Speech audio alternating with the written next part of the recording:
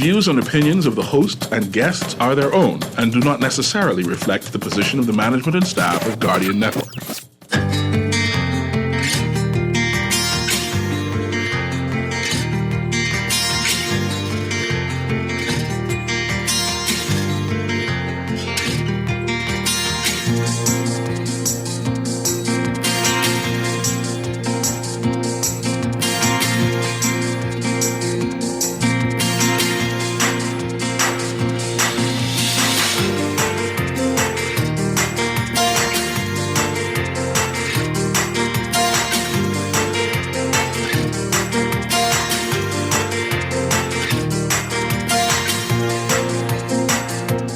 Good morning. Growing worries over a large Abaco shantytown. Prime Minister Davis says he's still speaking with Sylvanus Petty over that Water and Sewage Corporation matter. And the Prime Minister says Ron DeSantis' comments about flattening the Bahamas if rockets were ever fired at Fort Lauderdale were misinformed. It's all straight ahead this morning. I'm Dwight Strachan, and this is Morning Blend. Wake up, it's a new day. Wake up, it's a new day. It's the start of a new way. You know that it's the start of the end of the old way. Revolution. Wake up, it's a new day. Wake up, it's a new day.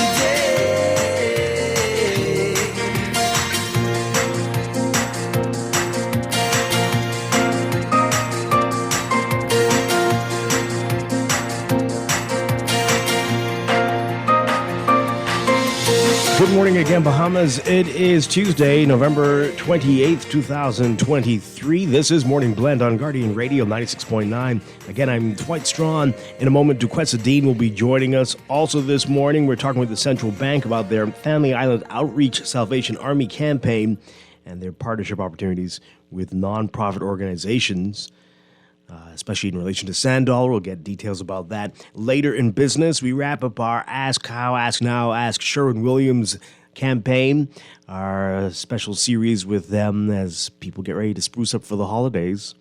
Less than a month away till Christmas Day. That's all straight ahead. But first, it's time for the Overnight, the latest breaking news from while we're sleeping, and the top national and international headlines this morning.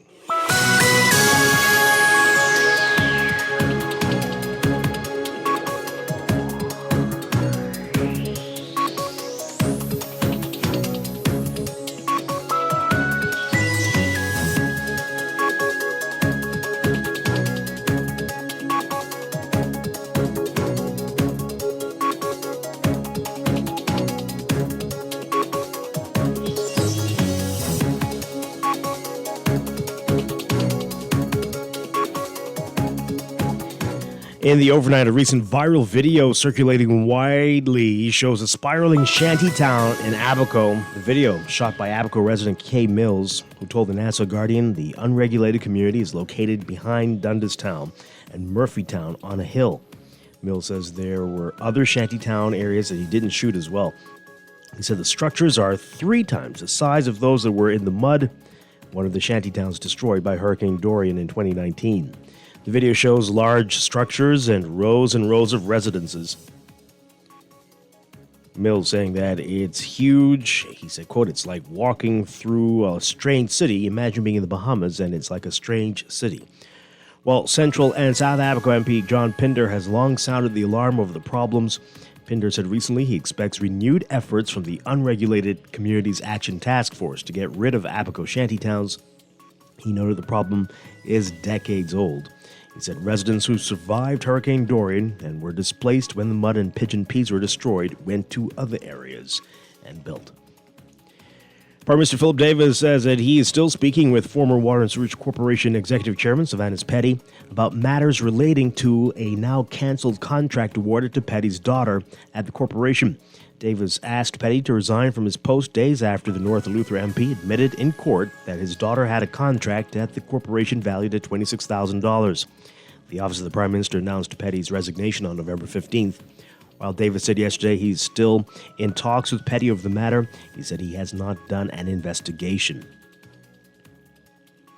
He was responding to a reporter's question on the sidelines of the Golden Jubilee Independence Award of Special Honor yesterday, prior to asking for Petty's resignation. Davis told reporters that Petty's daughter's contract had been canceled. The confirmation relaying the contract came on the first day of testimony in the corruption trial of Long Island MP Adrian Gibson, the former executive chairman of Water and Sewers Corporation. Commenting on recent statements by Florida Governor Ron DeSantis that the United States would flatten the Bahamas if it ever fired rockets on Florida, Prime Minister Davis said that DeSantis is, quote, misinformed. The governor making the statement on two occasions recently, asked by a reporter to respond yesterday. The Prime Minister said, quote, I don't want to get into domestic politics of the United States, just as I don't want him to get into our domestic politics. But clearly he's misinformed. We don't have rockets. We rely on the U.S. to assist us in the event of any sort of invasion on us. So he's obviously misguided, and I think he needs to step back, look at what our relationship is. And you have to realize that in the state of Florida, you have more Bahamians in the diaspora that is engaged in the political landscape there than ever. Many other observers have found DeSantis' comments bizarre.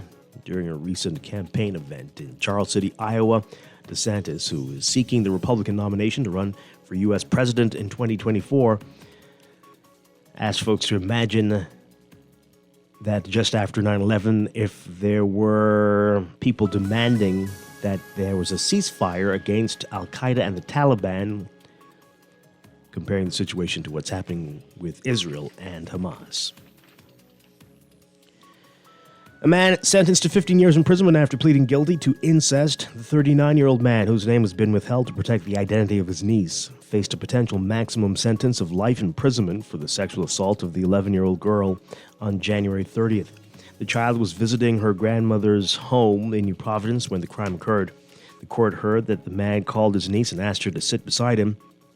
After asking her a series of inappropriate sexual questions, he knelt in front of her and touched her inappropriately. The shocked girl kicked her uncle in the chest and alerted other relatives who were at the home. In passing sentence, Justice Cheryl Grant Thompson said the victim was at a place where she should have felt protected, not assaulted and abused. She noted that the accused didn't even care that there were other relatives in the home. Grant Thompson noted that the man's guilty plea spared his niece from reliving the ordeal at a trial, and she said that he appeared remorseful and that she believed he could be rehabilitated. The Crown had sought a sentence of 20 years, however, Grant Thompson found that 15 years was an appropriate sentence. A Supreme Court judge granting 4 police officers permission to appeal a coroner's jury finding of homicide by manslaughter.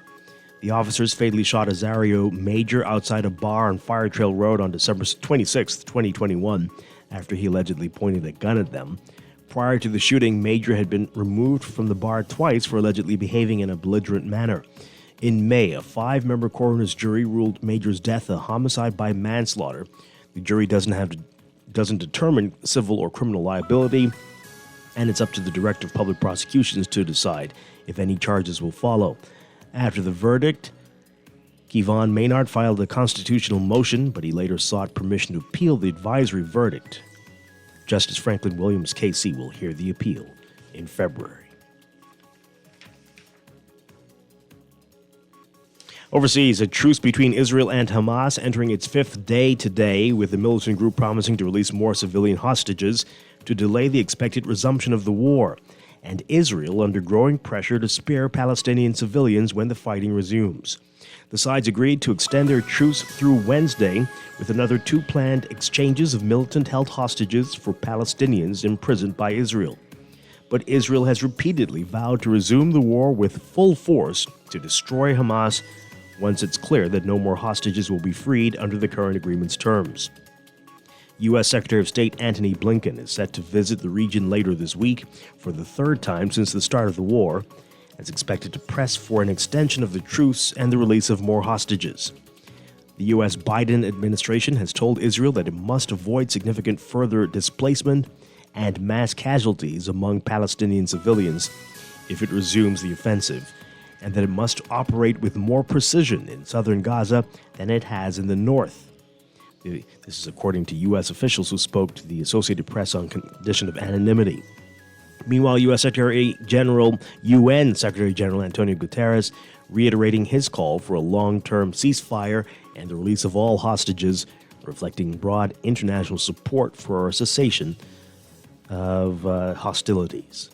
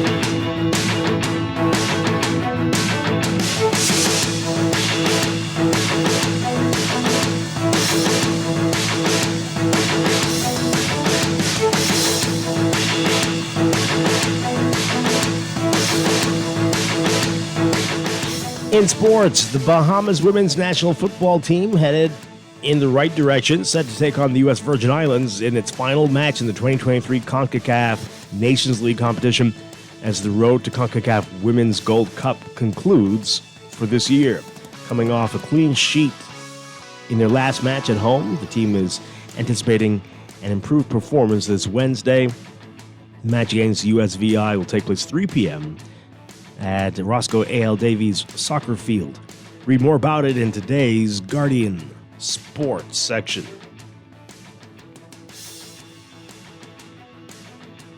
And back home in the Bahamas, as one of the honorees from the Golden Jubilee Independence Awards of Special Honor, current Olympic and former world champion Stephen Gardner says he's thrilled to be recognized for his dedication and hard work.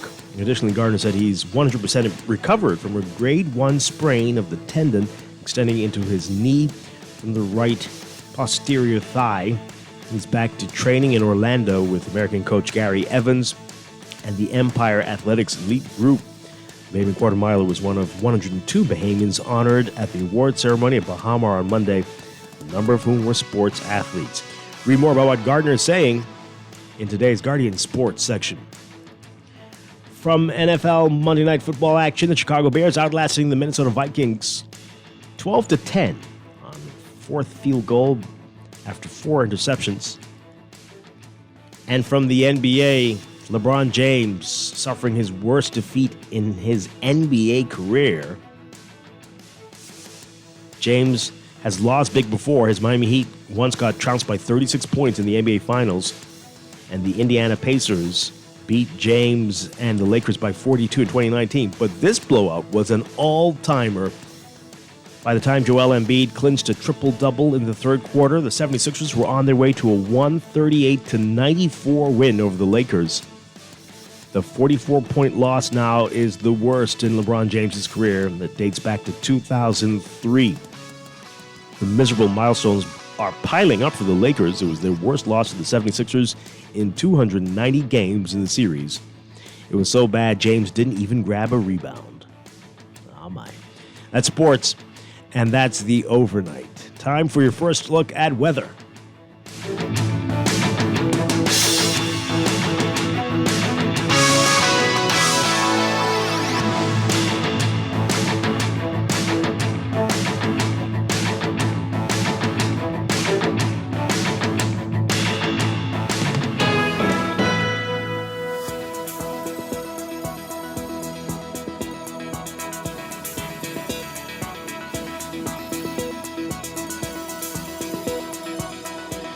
In your weather for today, we've got a cold front that is now slowly drifting across the northwest and central Bahamas with light to moderate showers along and ahead of the frontal boundary. Boaters should be alert for the risk of water spot activity in the central and southeastern islands. For today, for the northwest Bahamas, look for partly sunny and mild conditions with a passing shower, becoming fair and cool tonight. Winds north to northeast at 10 to 15 knots, seas 2 to 4 feet. For the central and southeast Bahamas, partly cloudy to cloudy and warm with widely scattered showers and isolated thunderstorms through tonight. Gusty winds and higher seas expected in or near heavy showers. Winds light and variable, occasionally north to northeast at 10 knots or less, increasing to 15 knots tonight in the central Bahamas, east to southeast at 10 to 15 today, falling light and variable in the southeastern islands through tonight.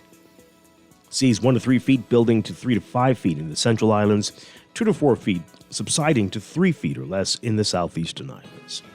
Currently in Nassau, it's about 74 degrees under partly cloudy skies.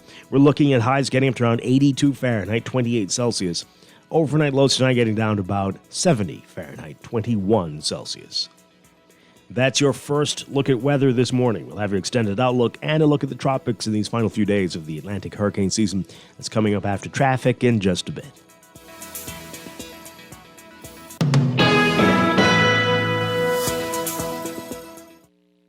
Wake up, it's a new day.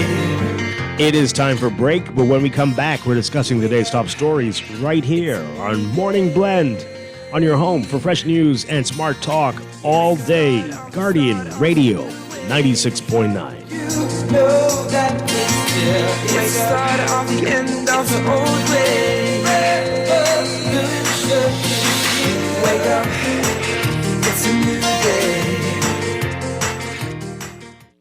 Win a vacation for two to Sandals Resort in Jamaica using your RBC Visa credit card in the RBC Gift Yourself the Ultimate Getaway promotion. Just spend $1,500 or local equivalent. Promotion ends on December 18, 2023. Visit rbcultimategetaway.com for more details. At Wendy's, we are different. We don't just use beef. It's fresh, never frozen. Our burgers are square because we never cut corners. Served hot off the grill with fresh lettuce, tomatoes, onions, and American cheese. We believe in fast food done right. Always serving fresh, never frozen beef. Order a hot, juicy Dave single, double, or triple. Made with fresh, never frozen beef. Now only at Wendy's. Different inside and out. Go CIBC First Caribbean. We help you to get what you want this year. Spin the wheel of wishes. A trip for two to Miami. Spin the wheel of wishes. You can win loads of cash for Christmas. CIBC First Caribbean. Win with your approved loan. Visit CIBC FCIB/Wheel of Wishes for more information. Conditions apply. Wherever you're headed, the Custom Computers Know-How team is standing by to help guide you in the East and the West. We now have 2 convenient locations on Patton Street in Palmdale and our newest store in the Caves Village Shopping Plaza through the Blake Road entrance. Discover the latest products by top international brands and the knowledge you need to unleash tomorrow's technology today. Drop by Custom Computers out east or out west. We're open Saturdays from 10 till 4. Ciao! Fidelity can on this year with their new festive giveaway. You could win cash, an iPhone 15, get a bill paid off, PS5, all kind of things. Apply for a loan or an ASUS savings account, and you could win. Try our call them now. Yeah? 356-7764. We're good for you.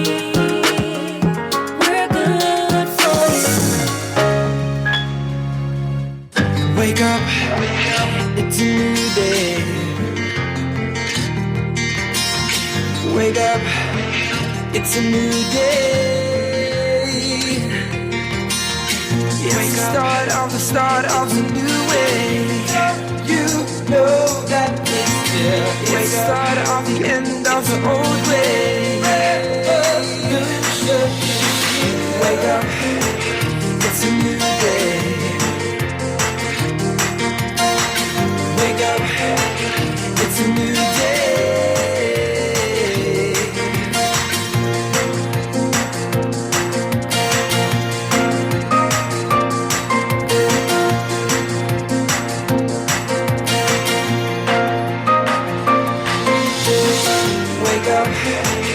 It's a new day.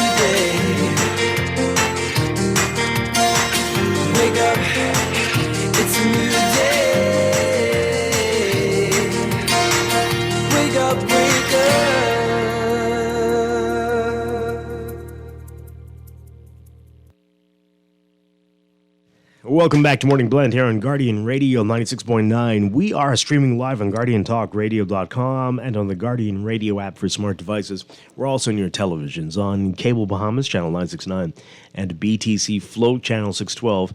You can tweet us at MorningBlend969 or Facebook.com/MorningBlend969. Tweet us at MorningBlend969. Facebook. Did I say that already? Yeah. Text us on the Guardian Radio text line powered by BTC 4224796. Standard text rate supply. Once again, I'm Dwight Strachan. Join me now on this Tuesday morning, Duquessadine. Good morning. Good morning, Bahamas. Good morning. Great to have you with us. Happy to be alive. Happy to be here today. The final Tuesday of November. Wow. Can you believe it? December begins on Friday. Well, Christmas began last week. No, Christmas began in October. Yes, this circles. year is basically gone. Oh, my goodness. Oh, yeah. It's been a wonderful year, though. Sure. Hey, as you said, we're live, we're here, and Yes, it's a blessing. It's a blessing. Absolutely, Yes. absolutely. It's been an interesting year. Yes. But yeah. All right. Coming up, a few interesting things to talk about. We're going to be talking with Central Bank. They've got a lot going on, and one of the things we'll talk about is their Family Island Outreach Program, what they're doing with the Salvation Army. And a whole lot more. We're going to get into that with them in our 8 o'clock hour. And then in business in our 9 o'clock hour, we wrap up our special series with Sherwin-Williams, Bahamas. It's our Ask How, Ask Now, Ask Sherwin-Williams. Yeah. And we're going to wrap that up as... Are you in it? Are you in the throes of the painting and the scraping and all the stuff that goes on? No. Are you going to do it at all, or are you? I am, but probably like March or April so when not it for isn't so Christmas. frenzied. Oh, No. okay. And I guess, doing regular maintenance helps because I don't necessarily believe you should do it every Christmas unless it's absolutely necessary. Some people do some But then- big-time entertaining. Yeah, so I they have to have it know. all But like spruced he up. said, if it's quality paint, That's then true. you may just need to wash it down. Yeah. So Yeah. I'm excited about that conversation. Though. Yeah. Part 3 this Yeah. morning. So I hope some of those sales carry into March. We'll keep our fingers crossed for you. Yeah, so that's all straight ahead. But let's begin with what else is in the news.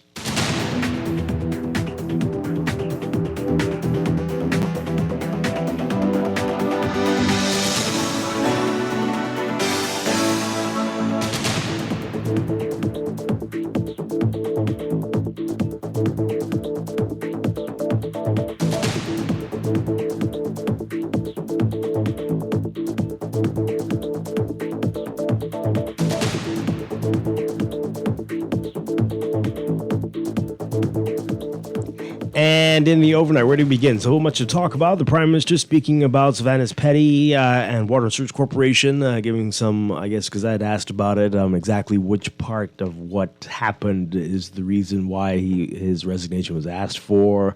It got a little bit, it seems like it was everything. Just everything was an issue. The comments and the fact that there was a contract.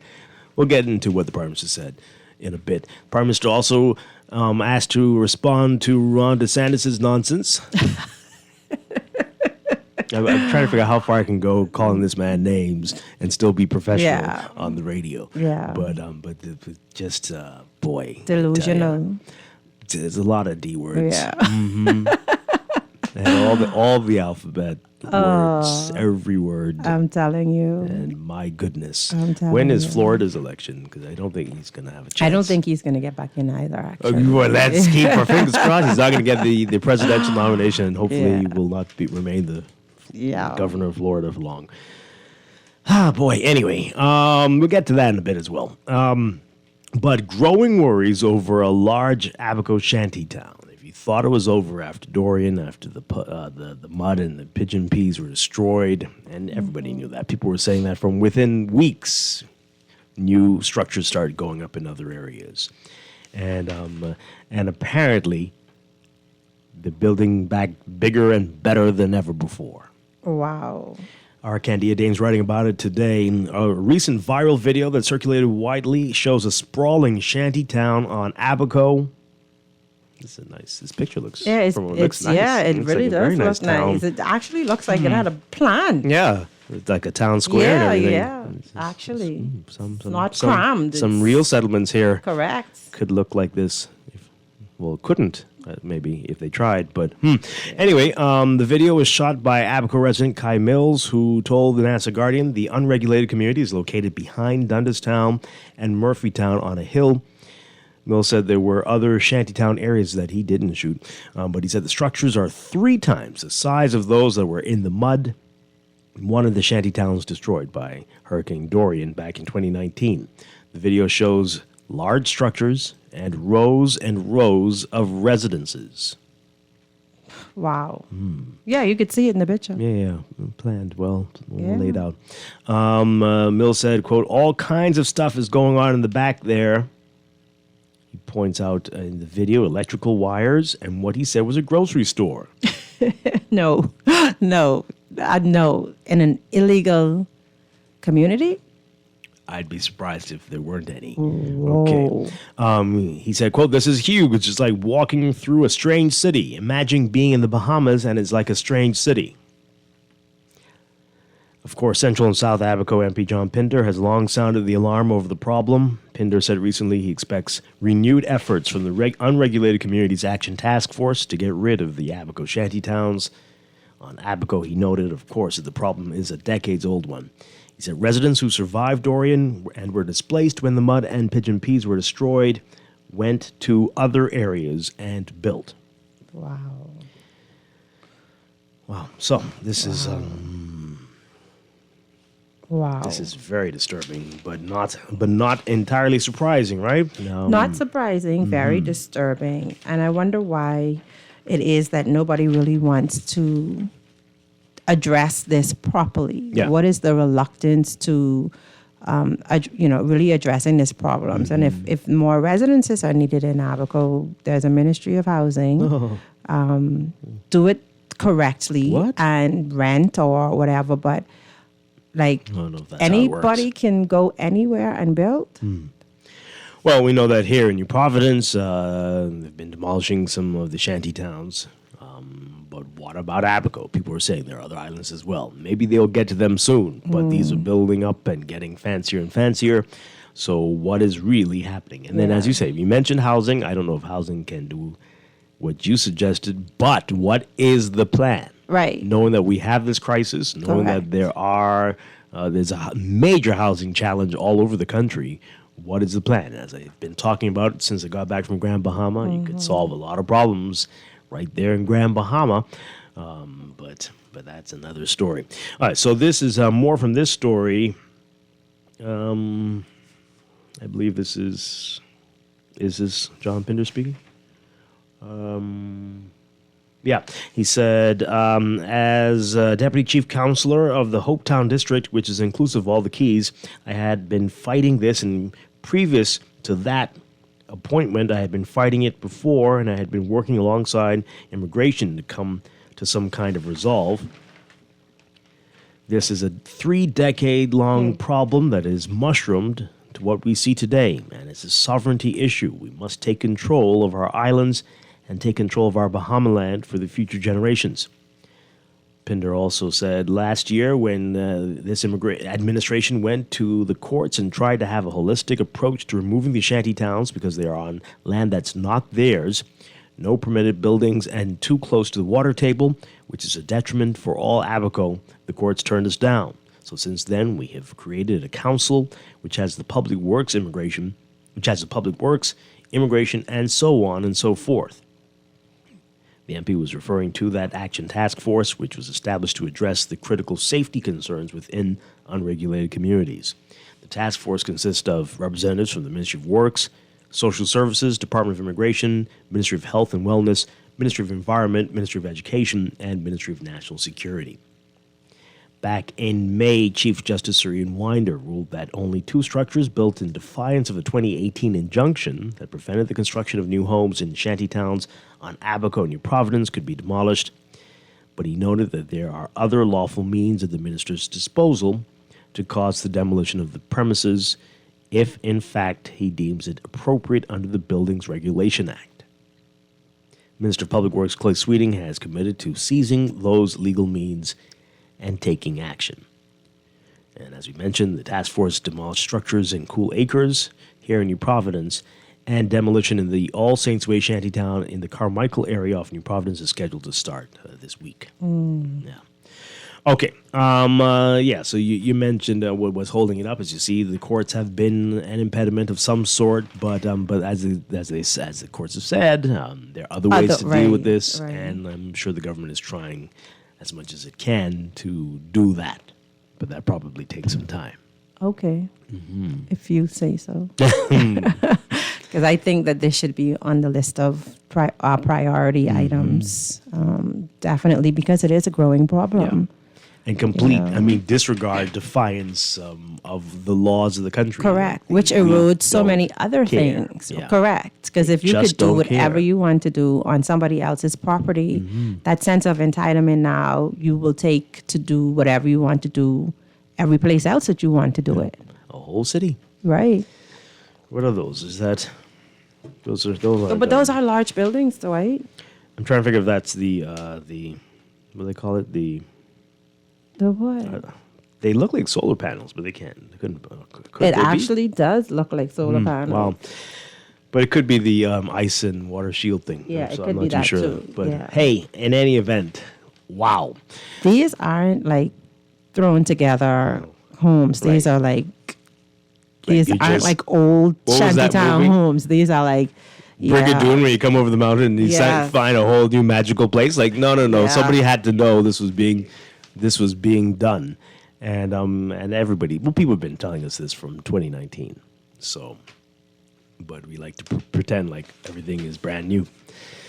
What we're going to do, folks, let's hear from you. 323-6232. 325-4316. 325-4259. Call us toll free, 242-300-5720. Tweet us, Facebook us, text us, 422-4796. Let's take these calls. Good morning, caller, on the air. Good morning. How you doing? Doing well. Great. You must remember the only reason why there's order in our country is because citizens obey the law.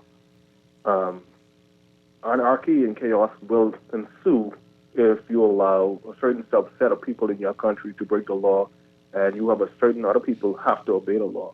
Eventually, the patience will run out for people trying to obey the law. When you see what's going to happen now, usually, especially if they're getting more sophisticated in the building, the government may just allow it to stay, and will be in the slap in the face of everybody else struggling to do the right thing. Because we see in this country, when it comes to persons who break the law, they sometimes get rewarded. Just look at the number guys. So my thing is, the only reason why there's order still being maintained in this country is because you have people who are willing to obey the law. But what's going to happen eventually, if people start to see these people be rewarded and people turn a blind eye, is everybody's going to do it. And you cannot prosecute some people but allowing other people to do it, because this been going on for decades and decades and decades. True. And it's almost like the slap in the face of everybody struggling trying to do the right thing. Yeah. It seems that persons who break the law tend to get rewarded, and persons just who obeying the law look on and like, what the hell? Why am I doing this? Why am I obeying the law and I'm not being rewarded? So they have to do something, or eventually chaos will ensue, because people can throw up their arms and say, I'm going to build too, wherever. Yeah. I'll hang up. No, you're right. You're absolutely right. This is a very dangerous situation, and we're looking for trouble. Yep. Looking for trouble. Let's take this other call. You can call in again, 323-6232, 325-4316, 325-4259, toll free, 242-300-5720. Good morning, caller. You're on the air. Morning, Dwight. How are you? Doing well. Yes, madam. Good morning. Good morning. How are you? I'm okay. Dwight, the madam already answered the question. The question is this: the spirit of entitlement. Politicians create this monster themselves. There are issues on issues in this country, but the spirit of entitlement believe that they have a right to do as they like and please. For example, let's look at the opposition right now. The opposition knows that is an issue in Abaco, but they are quiet. Let's change side. Are they quiet? Excuse me. Are they quiet? How are they quiet? Listen to me. It's like my time. My time to sit in the chair for my spirit of entitlement? No, let me say it's like how it is. The PLPs now is saying it's my time for the spirit of entitlement, and when the FNM get there, it's their time for the spirit of entitlement. Some issues, they know and see, and they will not rebut it because they all are waiting on their I don't think time. this is a good example here. We know this is not a good example you're giving, but that applies to a lot of things, but not so much in this regard. We know this. That the opposition was previously the administration, and they tried and they went to court and they were blocked. So I don't think that's fair. But that does work with many other things. I agree, but not so much here. I think everybody recognizes they just are challenged. We just don't know how to deal with it. Every time you try something, the court tells you can't. A group comes and files an injunction. They take you to court. It's been a lot of challenges, and a lot of people are protecting these folks. Dwight, I accept that, and I know about that. I read about that. There's a particular lawyer who get off on that, and we know who the lawyer is. We will not call his name, but I don't know, for some reason he has been quiet. But I'm still saying, Dwight, this spirit of entitlement that persons can have their own way in this country, politicians created. Okay. I hear you. They see a lot of issues and they let it slide, and then it grows into a giant monster they can't control anymore. So, yep, you definitely have a point. And on the flip of that, like, you can't really call out what you're doing. Oh, boy. Oh, boy. I hope I don't get fired. No, that's the main thing right there. You can't really call out what you main thing right there. Let's take some more calls, and then we'll get to your text messages. Caller, good morning. You're live on the air. Are you there? No. Good morning. Oh, hi. Good morning. Good morning.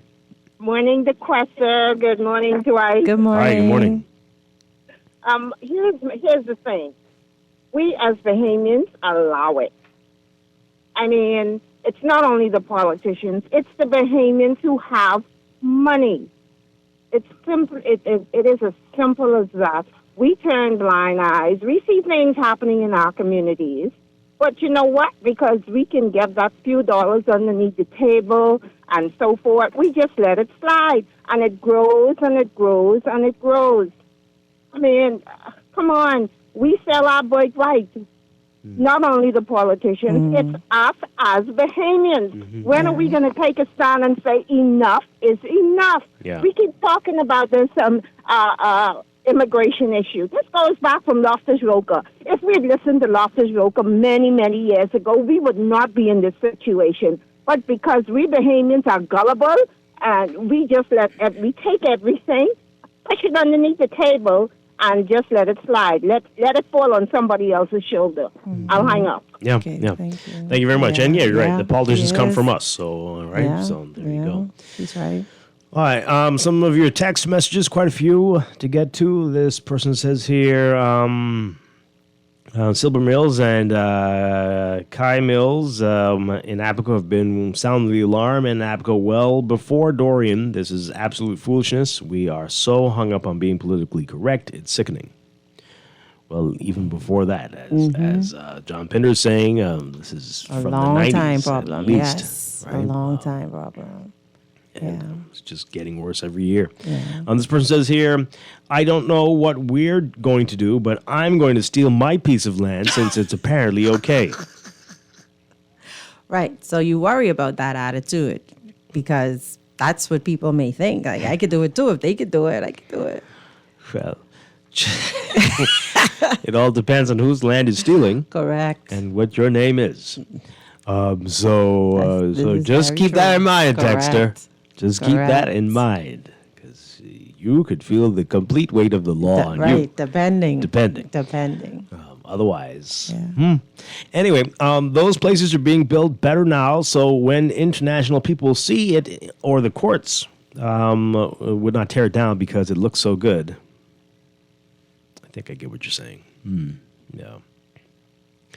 This person says here, it's ironic and dismaying that the courts missed the fact that this is against the law. Unbelievable.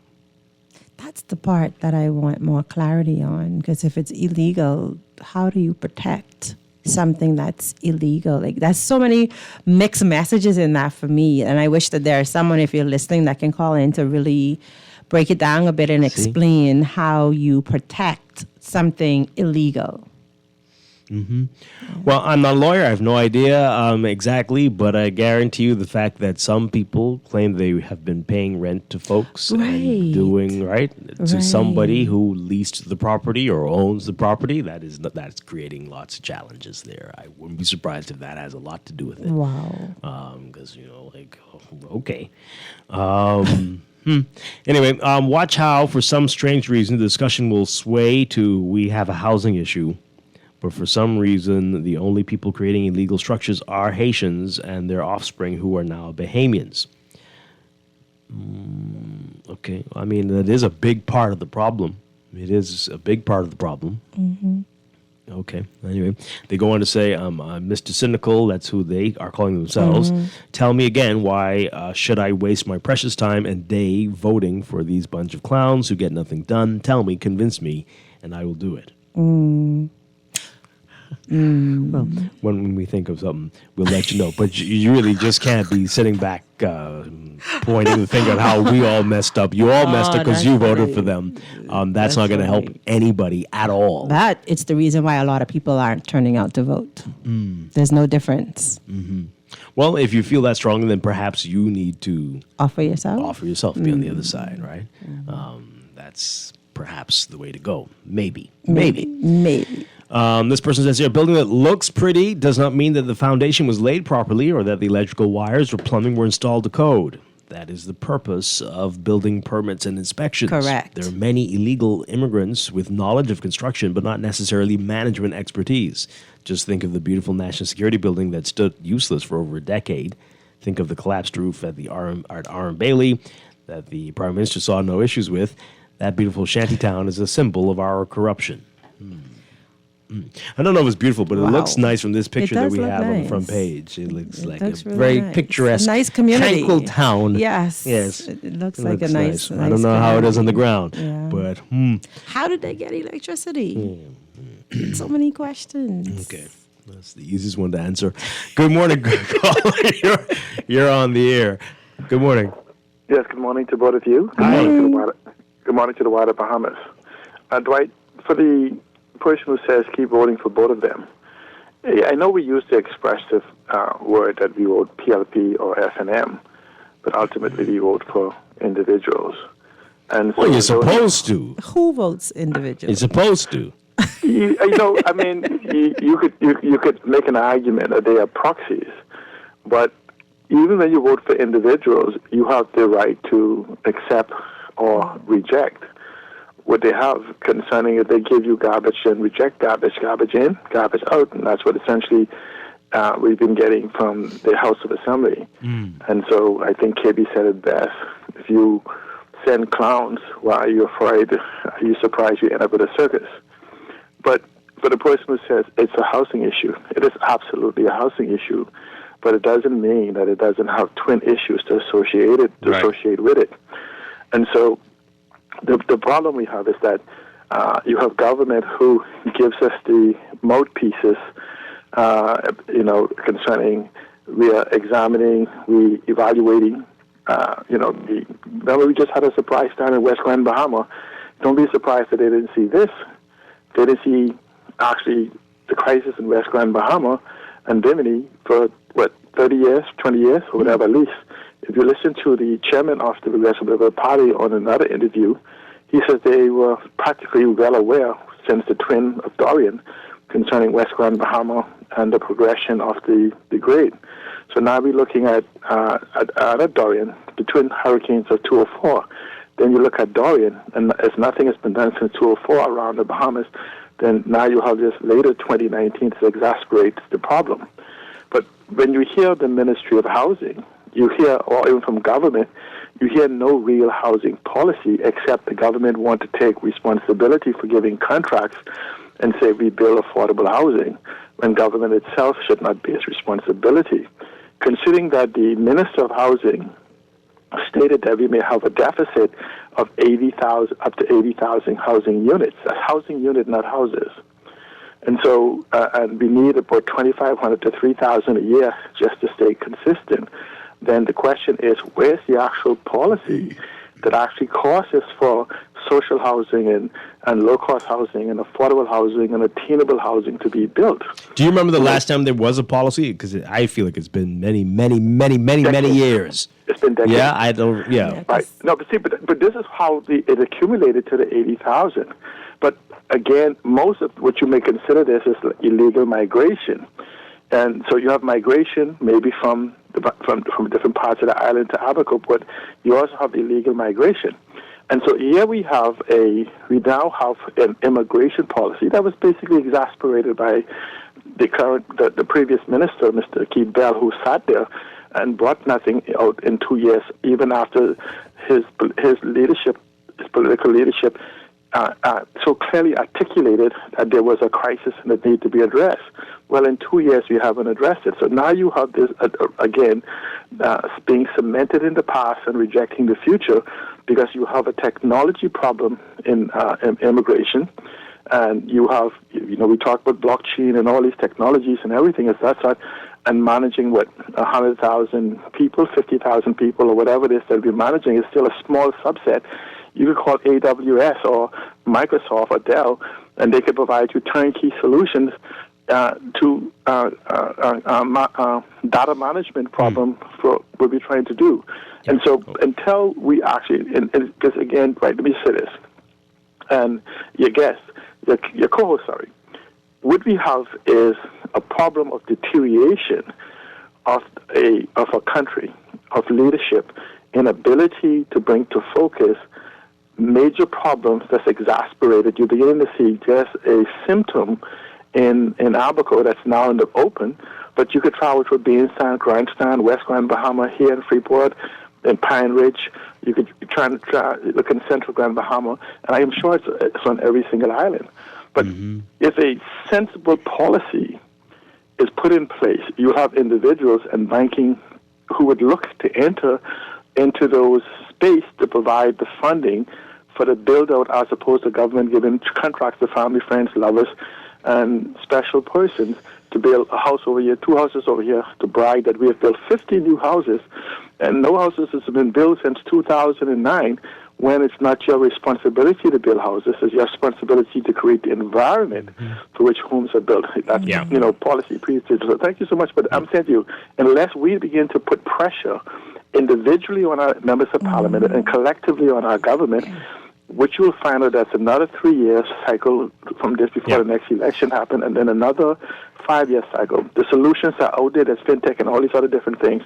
We just need leadership that understands that we are no longer living into yesterday, and tomorrow is here today. Yeah, absolutely. Thanks so much. This is what I was saying to you earlier, because I don't think that's their role. They have fooled people into believing that's what it is to Ministry of Building Houses, but that's not what it is. Right. And so, we have likely, with the existing structures, the ability to cut in half the challenges we're facing, if not more. I tell you, with Grand Bahama alone, I have never seen. I'm telling you, if you watched The Leftovers or any movie about the Rapture, it clearly happened over there. And there are a bunch of homes where everybody's gone. Right. And they will need work, but they can be fixed. Right. Clear. But I think it's also insane. insane that everyone floods to this little small country this little small island because they need jobs. Yeah. If we could fix that part of the problem in some of the other islands, I believe more people will stay in those islands, or some people from Nassau will find themselves moving throughout the islands because they're able to make a living. But if you have it all centered here, well, you're going to require some very creative minds. Yeah. And sadly, it appears that those people don't flock to the government. They don't flock to government jobs. Right? It's something else that draws people to those jobs. And we end up in the same place where we are year in, year out, all the time. Yes. It's scary, and it will only get worse if things don't change. Like the system. But anyway, that's another story for another day. Let me read these messages before we take a break. This person says here, for the past 15 years, I have had a problem that I reported to the Ministry of Works about an illegal build wall in the government road. And because of who the person knows, I'm looked at as the bad person. An illegal what? Wall Build what? Wall in the government road. The wall is past the boundaries. What I'm. Oh, you think that's what that means? Yeah, I means? think that's what the person is saying. Because there's a certain boundary you shouldn't go beyond. Okay, perhaps. Yeah. Interesting. Yeah. This text out of nowhere. Dwight, a 33-year-old woman, was charged with sexually assaulting a 16-year-old boy, as reported yesterday. I think he was 13 at the time. Texter. Anyway, I want to know why there isn't any discussion about protecting our young boys. I guess a girl needs to be raped to talk about it. Got a lot of issues, Texter. A lot of issues. We talk about all these things all the time.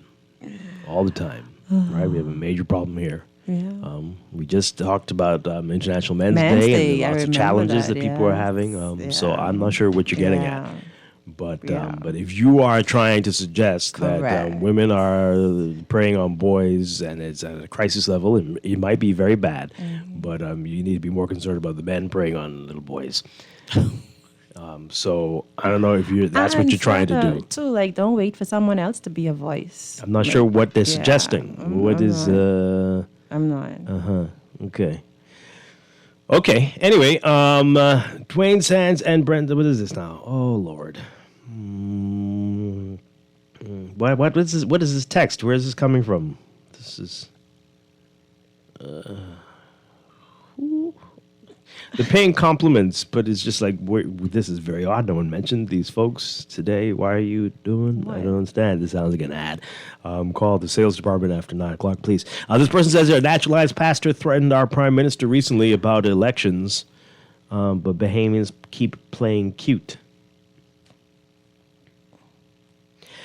Dwight, look at East Street North and South. How can we blame the politicians for Bahamians selling out their properties to those folks? That's Chinatown 2.0.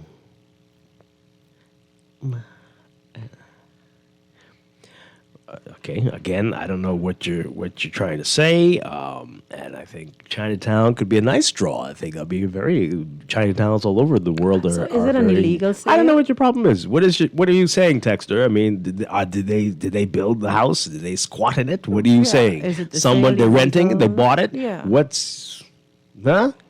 You've got a different issue.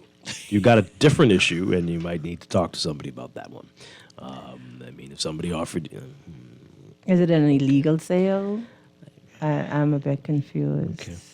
If it hadn't been for the U.S., money lending and illegal laws would not be enforced. What now? If it hadn't been for the U.S., money lending and illegal drugs laws would not be enforced. Not understanding your text. Sorry. Wasn't there a situation where a legitimate community was established in the South and people were paying loans? Then a certain company that builds homes came and said the land was theirs and the people had to pay or go, right? Okay, yeah, something like that happened. What about it? What's your point? Okay, that's that related to what we're talking about here? Anyway, how can it be a housing issue when it is only a subset of people who, of which a great number are illegal? If it were a housing issue, wouldn't everyone be engaged in this illegal practice? No, that's not what you're not understanding what we're saying. People are finding it hard to find homes to rent or to buy. Regardless of nationality. Unless they are in the very high price class.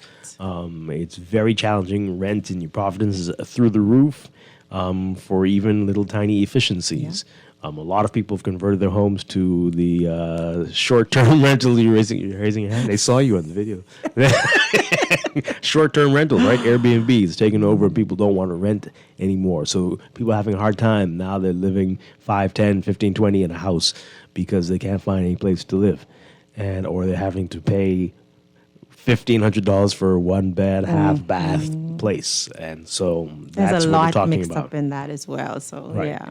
So that's happening along with the immigration issue. That's what C. Allen's saying. It's multiple things all at one time creating a crisis. And families don't stay together so much anymore. I find that a lot of young people want to move out and have their own space. So, like, if you have a family and you have 3 generations and you kind of work together, that doesn't work. Like, the younger people just want to have a space of their own, which creates more of a demand for space. Everybody wants to build a life, and there's nothing wrong with that. So, You think that they should all be living together? I think it works for some people. I think it can work for some people. Okay, good for them. Special temperaments, but Like comatose? Anyway, no, not I don't know what you mean. Not comatose. Yeah, if it can work for some people, it can work. All right. Sure. Good for them. Good morning, caller. You're on the air. Good morning, Dwight, and to Cressa. Good morning. Morning. Hi. Dwight, speak about a legal wall in the road.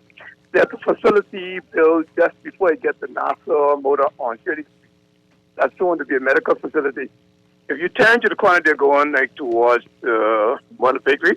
You will see a wall right there about 8 to 12 inches in the government road. All right? Now, I don't know how the Ministry of Works allow them to keep that there. They also had it on Shirley Street, on the main road, but they let them take that piece off. But through the corner, there's still the wall in the road. Okay? Okay. And it's going to be a medical facility soon to be. But also, Dwight, there's an accident on Mackey Street and was a crane, and so that road may be congested for a while. So traffic may want to avoid that for the time being. Involving a crane? While you're on Mackey Street, yeah. Oh, wow. Okay. All right. Okay. Thanks a lot. Have a good day, Appreciate it. buddy. All right. Take care. All right. Wow. A couple messages as we go to the break. This person says here, when people don't vote, they lose the right to complain about who's in power or bad governance. Yes, there is lower voter turnout, but in our system, you don't need a majority of the people to win. Just the majority of people who voted. And if only crazed PLP and F&M loyalists vote, then you get what you get. In the United States, it's the swing voters that have a great voice. Bahamians need to think about that. Yeah, indeed. But then you don't know what you're voting for, right? But you're right, Texter. Absolutely right. Okay. This again. Oh boy. Okay. And this person, anyway, we'll read these after the break. They're getting worse, folks. They're getting worse. This is Morning Glenn on a Tuesday morning here on Guardian Radio 96.9. Stay with us. We drowning in crime, boy. Ain't no jokes out here. The parliament is a circus. Watch out, they just flaunt. Just juggling and jive and say any mess they want. Watch when they on TV, they like counting sheep. They eating and they laughing or they fast asleep. Cause we got some jokey leaders in a jokey town. A 3-ring circus, what a bunch of clowns. They're joking and they jiving, they messing around. We got some jokey leaders, what a bunch of clowns. This is Guardian Radio 96.9 FM, Nassau, Bahamas.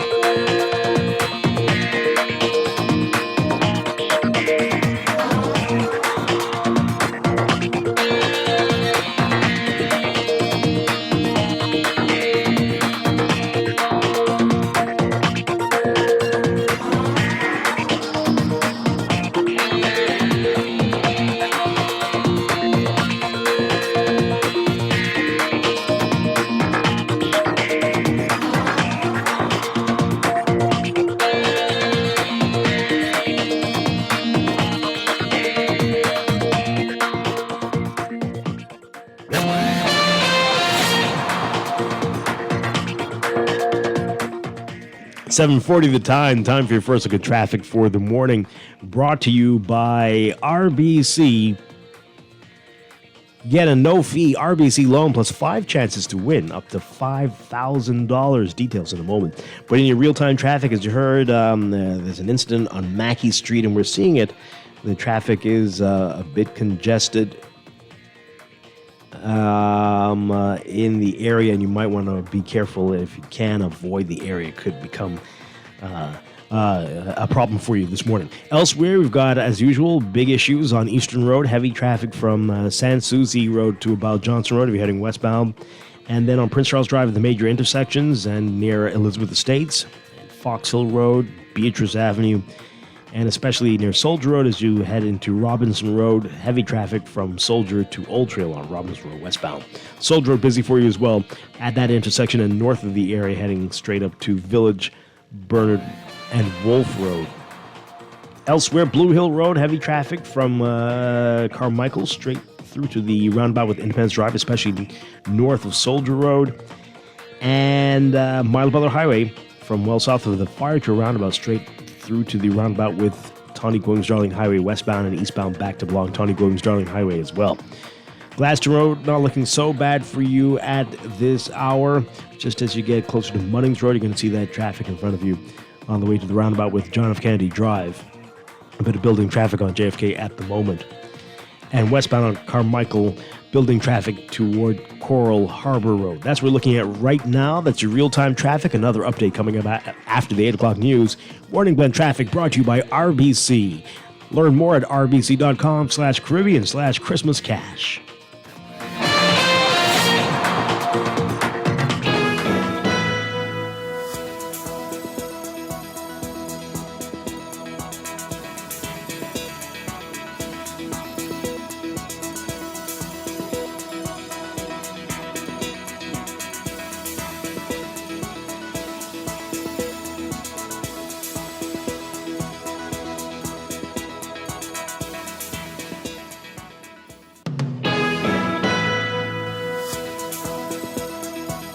7:43, time for another check of your weather for today, brought to you by Easy Car Sales. We've got a cold front that's slowly drifting across the northwest Bahamas and Central Islands now, with light to moderate showers along and ahead of the boundary, the frontal boundary.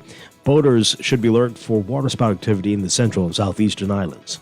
Your forecast for today: for the northwest Bahamas, partly sunny and mild, with a passing shower, becoming fair and cool tonight.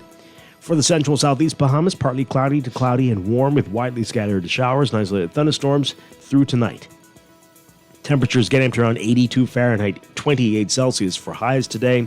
Overnight lows tonight getting down to about 70 Fahrenheit, 21 Celsius. In your extended outlook, that cold front will slide across the central Bahamas before becoming stationary in the southeastern islands on Thursday. A fresh breeze and shower activity will follow behind and along the front as high pressure builds behind in the northwestern islands. So for tomorrow, Wednesday, partly sunny and mild with a passing shower in the northwestern Bahamas.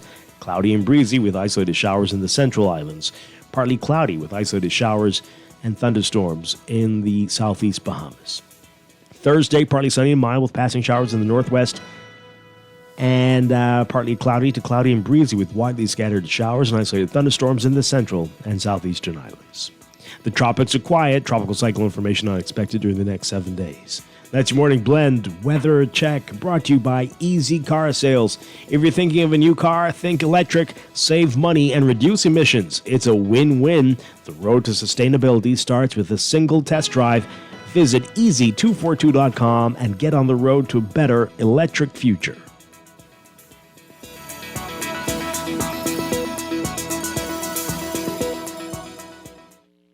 There's a new electric vehicle in town, the Jack brand of SUVs, trucks, sedans, and commercial vans, available only at Easy Car Sales, home of the fully electric vehicle. For a powerful, smooth ride at a fraction of the cost to drive, leave the pump behind and hit the road with Jack. Visit easy242.com to see our brand new Jack models and drop into Easy Car Sales for a test drive. It'll have you singing. Hit the road with Jack, and don't you pump gas no more. What would you do with extra cash? Plan a trip. Overhaul my wardrobe. With CIBC First Caribbean, you can get comfy with savings on your mortgage cost. Buy or build your home or switch your mortgage to us and get up to US $1,000 off the loan application fee. Up to US $2,000 off home insurance. With up to US $10,000 towards switching cost, your pockets will be comfy too. Visit CIBCFCIB.com/get comfy for more information. Conditions apply. Doctors Hospital has reimagined primary care. We have invested to improve our health system, ensuring that accessible, affordable, world-class clinical care is closer to you. We understand that your relationship with a primary care provider shapes the foundation of your overall health. Our new modern primary care facilities are where critical diagnoses and true personalized treatment begins. With locations across New Providence, Grand Bahama, and Exuma, we invite you to experience the Doctors Hospital difference. Book your next appointment at clinics.doctorshosp.com. Cashmas time, here we go. Mercy's doing it big this year. Cashmas time with extra chair. 12 days of merry winnings from your friends at Island Bay. Friends we trust, hey we know. Cashmas time, here we go. Prizes and lots of dough. This Christmas, come catch a lick with 20 on your account. Quick, quick, quick. And you can win some awesome stuff at Percy's Island Bay. Gearing up to bag those Black Friday deals? Use your Scotia credit card and use it to enjoy those amazing deals in-store or online. You could be one of 5 lucky winners from a jackpot of $1,000 with any purchase of $120 or more from November 23rd to the 28th. Don't have a Scotia credit card yet? Apply today for a Scotiabank credit card online at bs.scotiabank.com or visit any Scotiabank branch. The more you shop, the more chances you have to win. Learn more at bs.scotiabank.com. Conditions apply. Wherever you are in the world, Cleveland Clinic's world-class care is here for you. From Ohio to Florida to London, Cleveland Clinic treats thousands of patients every year. Ranked number 2 in the world by Newsweek, you can trust our caregivers to enhance your experience across each step of your treatment journey. For every care in the world, learn more at clevelandclinic.org/Caribbean. It's a Christmas wish for all of you. Get a no-fee loan from RBC, it's true. This Christmas, your wish could come true with a no-fee loan from RBC. You have 5 chances to win up to $5,000 Christmas cash. It's a Christmas wish for all of you. Get a no-fee loan from RBC, it's true. Learn more at rbc.com/Caribbean/Christmas cash. Subject to normal lending criteria. Conditions apply. Planning for Christmas couldn't be easier with Kelly's House and Home. We have a fantastic range of gift ideas for men and women and all the latest toys for the kids. Our Christmas department is filled with trees, ornaments, lights, garland, and so much more. We have everything you need to keep your family Christmas traditions alive. Check out our holiday shopping guide on kellysbahamas.com. We make shopping easier for you with online shopping and in-store pickup. Kelly's House and Home is open from 7 a.m. to 9 p.m. Monday through Friday and from 10 a.m. to 6 p.m. on Sunday. Happy holidays from Kelly's House and Home. Let me ask you a few questions. What's your name? Pam. Favorite food? Steak. Beer or wine? Wine. Is your money safe? It's under my bed, so I guess so. Are you serious? Yeah, why? Unless your money is in a bank or credit union that's a member of the Deposit Insurance Corporation, there's no guarantee it's safe. Yeah, but what if something happens to the bank? Your Bahamian dollar deposits are insured up to $50,000, so you'd still be ahead. Plus, your mattress might catch fire. Then what? Man, those banks and credit unions are looking good right about now. Visit the DIC's website at www.dic.bs. Protection for your money, guaranteed with DIC. Ready to save? You can put $100 into the CFAL Savings Express Plan and make sure your money keeps growing. Earn interest on your savings while you're sleeping, eating, or standing in line at the bank. Ready to invest? Start by putting $1,000 into our mutual funds and earn interest there too. Because at CFAL, your interest is our interest. Visit cfal.com to start now. CFAL, growing wealth for future generations of Bahamians. This is Guardian Radio, your station for up-to-the-minute news, intelligent, interactive, and engaging conversation. 96.9 FM.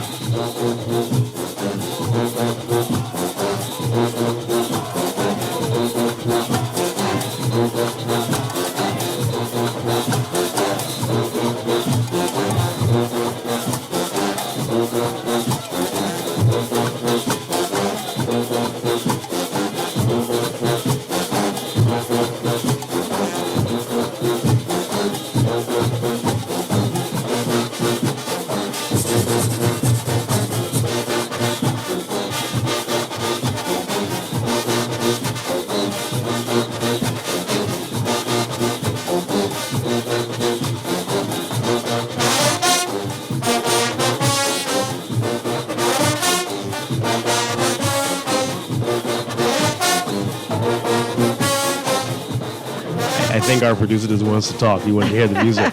Some sweet junkie music. Right. Welcome back to Morning Blend here on Guardian Radio 96.9. Dwight Strachan with the Duquesa Dean.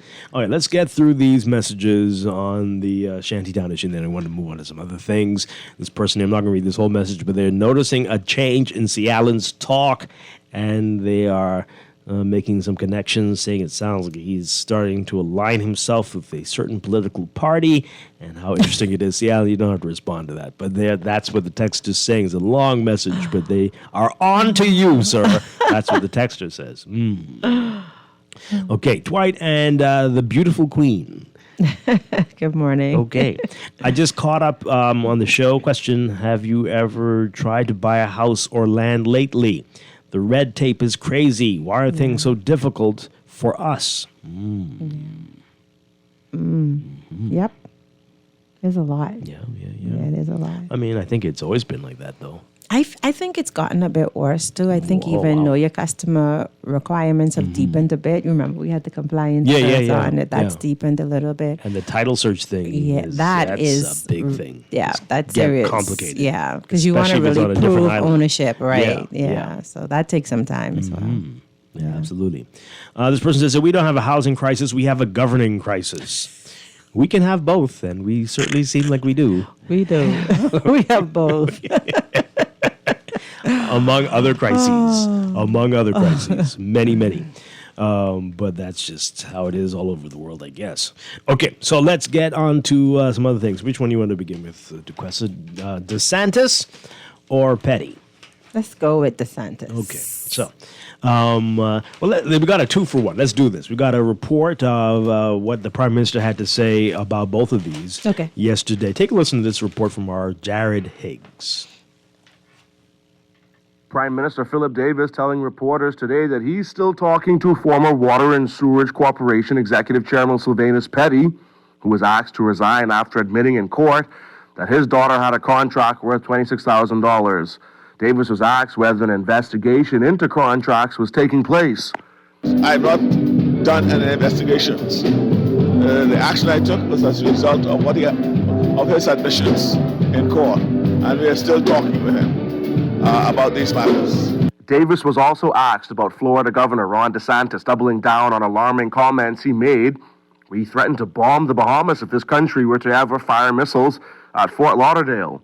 DeSantis made the comments again last week after making similar comments 2 weeks ago. Davis had this to say about the Florida governor's far-fetched statements. I don't want to get into the domestic politics of the United States, just as I don't want to get into our domestic politics, right? But clearly, he's misinformed.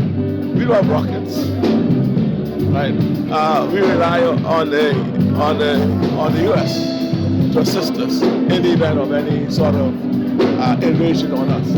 So he's obviously misguided. I think he needs to step back, look at what our relationship is, and you have to realize that in the state of Florida, you have more Bahamian diaspora that's engaged in the political landscape here than ever. And he should speak to them to understand what our true relationship is. But I don't think he's not familiar with the relationship. You ought to get familiar with it. Okay, all right, Jared Higgs there.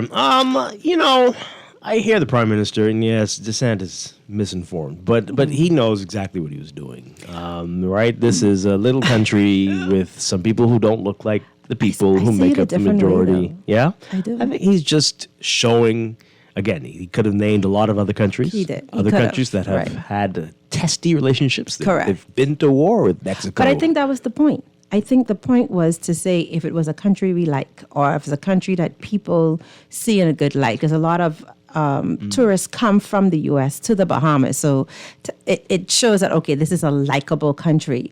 So if they bomb the Bahamas, then it would create an uproar, right? This is how I see it. Wow. But, with all the drama with Israel and Hamas and all of that, they don't have that same cordial relationship. Now, the example is kind of weird, but that's how, when I read it, when I listen to it, that's really what I get from it. It's like, okay, what if it was the Bahamas? Everybody loves the Bahamas. that sort of stuff. I get you. That's an interesting take on it. Again, you don't have to name the country. These people are there. They have to live there and look at you sideways. Like, why would you do that? Why would, right. We're friends, though. Right. Right? You're just being a bully now. But just say if one of our great neighbors did this, even if we are, but if somebody did that, relationships, right? We would do blah blah blah, right? I mean, you don't have to single out this poor little place, right? Because now it's confusing. Is the Bahamas a threat? Is it not a threat?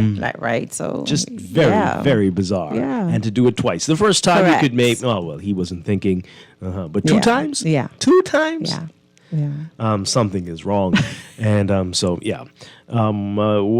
we asked about this last week. What should we do? Ignore it? Do something? Well, didn't we write to the U.S. Embassy or something? The Minister of Foreign Affairs said diplomatic notes were sent to the U.S. Embassy, and of course the embassy issued a statement of, regretting that it caused any dismay. And I hope that they sent a statement or something to him to say, listen, don't be doing this. Yeah. Or somewhere else. Because in reality, if Bahamians boycott going to shop in Florida or Miami, it would hurt their economy greatly. Right? Consider at least one or two malls to collapse. I'm telling you, we're heavy shoppers. Oh, man. But yeah, let's see if we can squeeze these calls in really quickly. Caller, good morning, caller. You are on the air live. Good morning. Good morning, Mr. Strong. Good Hi. morning, Ms. Dan. Good morning. This is Dan. Dwight, regards to the Governor DeSantos, right? I think you're correct, but the thing is, Dwight, I would prefer if he had said that if a terrorist organization infiltrates or comes here, but not to say us per se. Yeah. You understand what I'm saying, Dwight? Yeah, exactly. Because we allow a lot of things, and I was listening to C. Allen and the other conversation earlier, I was in and out of the shop. But Dwight, the thing is, what I'm afraid of is, with the land issue, is that we're going to expire all of the green spaces. But the problem I have with foreigners owning the land, really listening, is the fact that only Bahamians are under scrutiny. So I could have a foreigner come here with a briefcase with a drug load of heroin money, but no one questions him because he has the power to hook up with a politician without oversight. So there's a lot of loopholes in the system, Dwight. But I want to ask a question, Dwight. Yesterday's show with Christopher Davis, John Qua, right? Yes. Dwight, I enjoyed that show. I was able to identify with a lot of stuff he's saying, but Chris has a lot of knowledge with the intricate history of the islands itself in the Caribbean, right? Yeah, he's amazing. But the world history I knew. And so I would like to thank Chris for debunking that fool who texted, but we sell one another into slavery.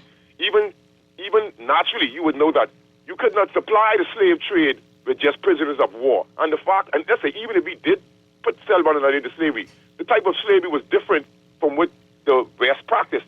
But I just wanted to know where he said I could find the book, because I always go to Logo Bookshop. I want to know. I don't have time. So he's saying go to the forts and where he is at Clifton as well. Yeah, I got a joke for you, Dwight. When you bring it on, Chris, let the people. I missed yesterday's show. You should give people at least a day and want to stay with you. He's coming on. Okay. All right. Next time I'll do that. Thank you very much. Appreciate it. All right, let's go to the news. We'll pick this up on the other side of the news. And a whole lot more Morning Blend coming up. This is Morning Blend on Guardian Radio 96.9.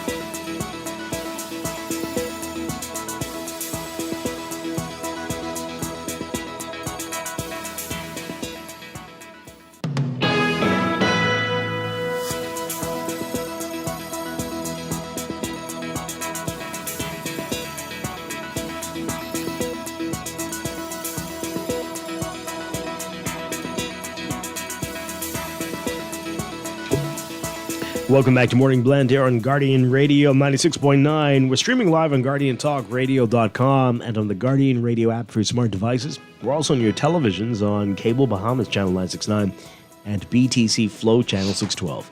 You can tweet us at MorningBlend969 or Facebook.com/MorningBlend969. Text us on the Guardian Radio text line powered by BTC 422-4796. Standard text rate supply. And now at 8:21, time for another check of your weather for today. Here's what's happening. We've got a cold front that's slowly drifting across the northwest Bahamas and the central islands with light to moderate showers along and ahead of the frontal boundary. Boaters should be alert for the risk of waterspout activity in the central and southeastern islands. For today, for the northwest Bahamas, expect partly sunny and mild conditions with a passing shower, becoming fair and cool tonight. For the central and southeastern islands, partly cloudy to cloudy and warm with widely scattered showers and isolated thunderstorms through tonight. Temperature-wise today, we're looking at highs getting up to around 82 Fahrenheit, 28 Celsius. Overnight lows tonight getting down to about 70 Fahrenheit, 21 Celsius. In your extended outlook, that cold front is going to slide across the central Bahamas, becoming stationary in the southeastern islands by Thursday. And a fresh breeze and shower activity will follow immediately behind and along the front as high pressure builds behind it in the northwest Bahamas. So, for Wednesday, tomorrow, partly sunny and mild with a passing shower in the northwest Bahamas, cloudy and breezy with isolated showers in the central islands, partly cloudy with isolated showers in the southeast Bahamas. Thursday, partly sunny and mild with a passing shower in the northwest and partly cloudy and breezy with widely scattered showers or isolated thunderstorms in the central and southeast islands again. In the tropics are quiet in these final few days of the Atlantic hurricane season. Tropical cyclone formation unexpected. During the next 7 days, hurricane season ends on November 30th, just 2 days away. That's your Morning Blend weather check.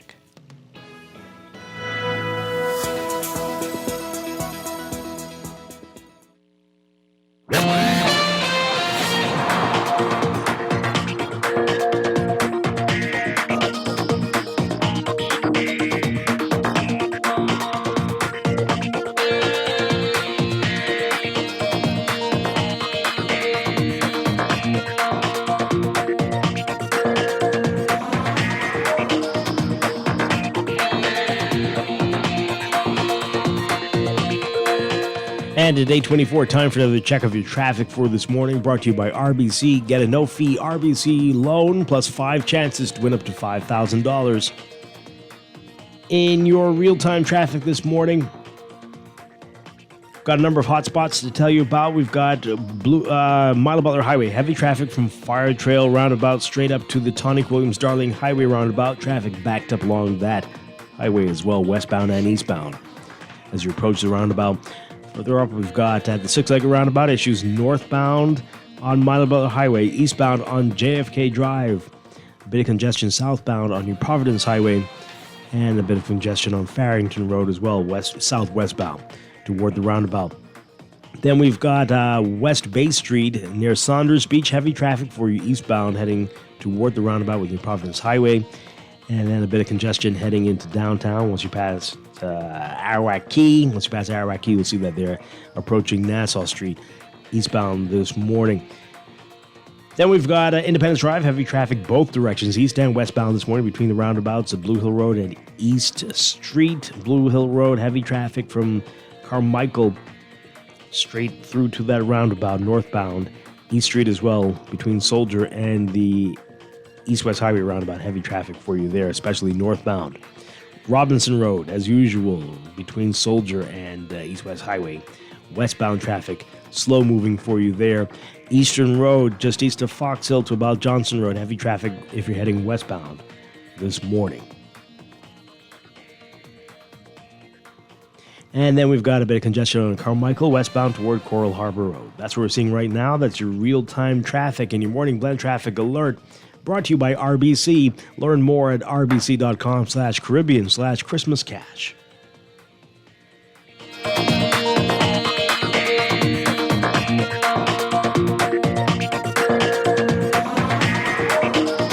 This is Guardian Radio 96.9 FM, Nassau, Bahamas.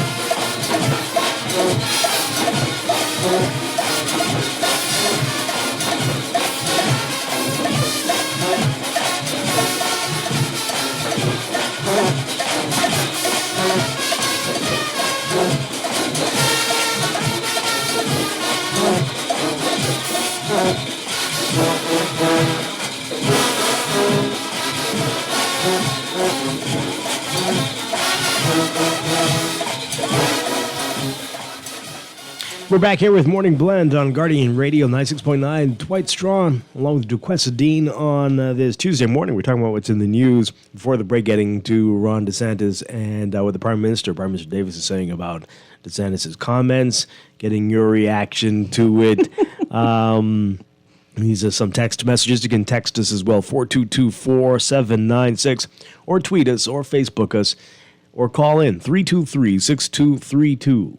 325-4316, 325-4259, toll free 242-300-5720. This person says here, DeSantis can't say Cuba because he needs their vote. Maybe sending a message to us, the blacks, that we are no longer welcome. Only guessing. I don't think that's it, but just being a bully, Can I read this on the air? Look at that, Duquesa. What do you think? Let me check it with Oh, no, I don't think you should. Yeah. But I'm surprised we didn't, because we've come out the woodworks with that.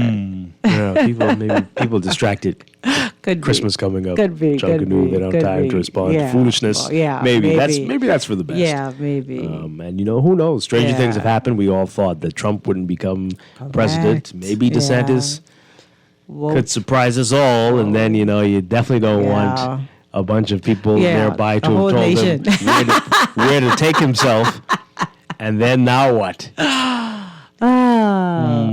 Yeah. Because, child, we don't care. We coming for you. Oh, boy. And this one here says, we don't care enough about the collective good to boycott Florida, so that's a running joke. And DeSantis knows exactly what he was doing, again, picking on the poor black country for political clout. Also, oh, boy. Okay, I'm going to skip the last part there. He made you sing. I don't need to. We don't need to go there. Yeah, let's just leave that alone. This person says, I think he just called us because we are the closest country to them. We're not the closest country to them. Canada is right there. Right on the border. You just cross the street. Spread your legs and you'll be in Canada. Right? Same thing with Mexico. Yeah. So no, the third closest, but not not the closest. So we don't have a land border with them. So that was a weird way to put that earlier. Sorry. I'm like, okay, 1 foot in the U.S., 1 foot in Canada. That's what I meant to say. That's what I meant to say. Right. I need some coffee. Yeah.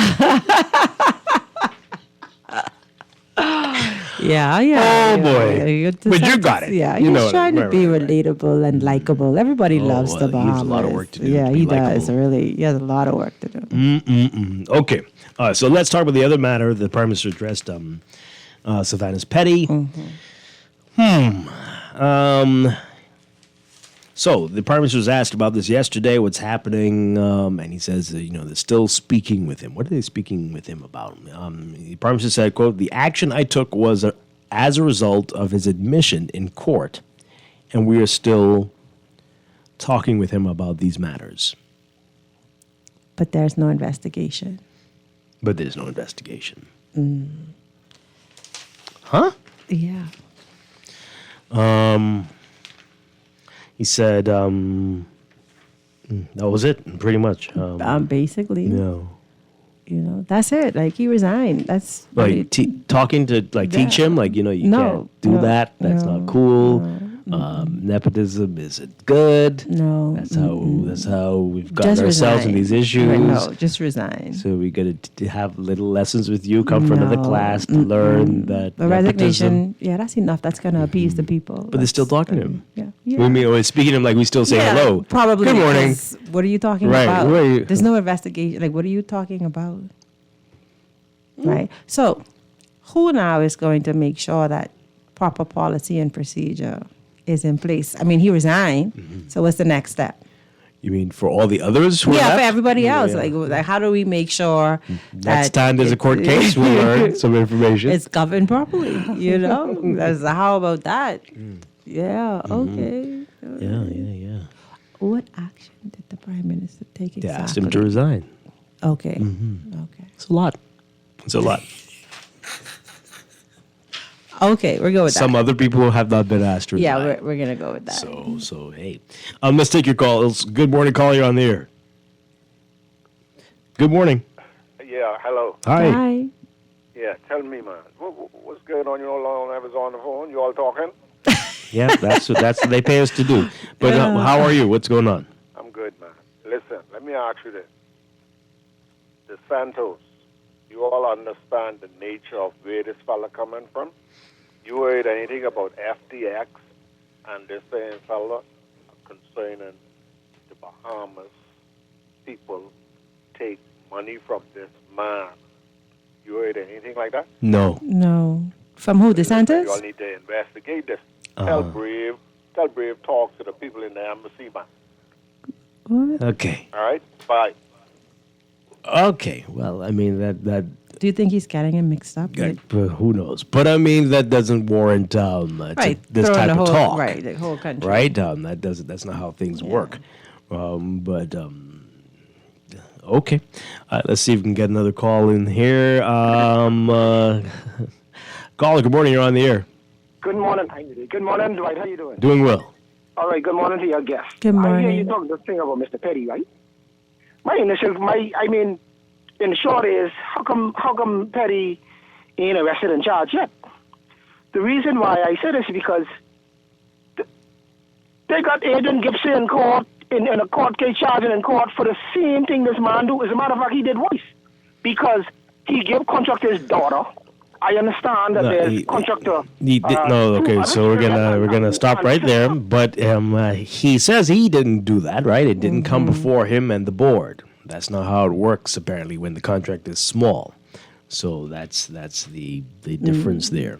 But they're speaking with him, right? Whatever that means, right? And the contract was canceled. Yeah. That's another action. Okay. Let's read some more of these messages before we move away from this. This may get us into issues. This person says here, tell High Heel DeSantis I'm shopping in Atlanta from now on. Say High Heel. DeSantis' authority is Florida, not us as a whole. Okay. Not the U.S., they mean A. Instead of us, maybe. Okay. And the texture meant closest to Florida. Yeah, well, okay, sure, Okay. whatever. But Cuba's just as close. Governor DeSantis is wrong and needs to apologize. 1, we are neighbors. 2, Bahamians spend millions of dollars in Florida every year. 3, he knows that we are not a military country. DeSantis texters. He's saying a different name, but sure. DeSantis sees that huge state-of-art embassy on Shirley Street so they can say and do what they want to us. What? No, that's not it either. It's just being silly. That's all. Being out of order. That's all, right. Nothing to do with that. Mm-hmm. Oh boy. Okay. Lots of comments on the show from yesterday. Okay. All right. I hear you.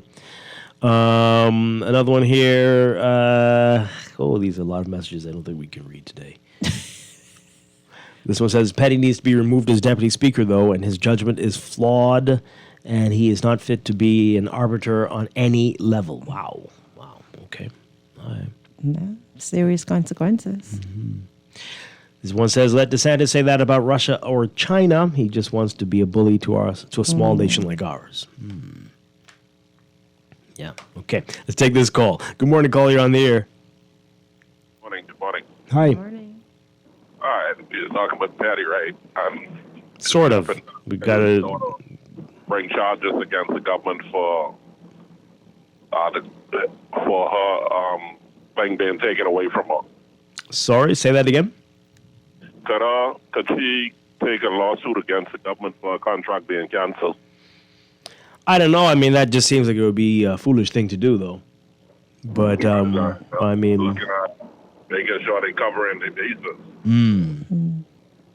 Yes, it depends on what's inside our contract. If you think it's worth it, I'm sure there's other... But stranger things have happened. Stranger things have happened. They may but, have I mean, them. they're going to say this was...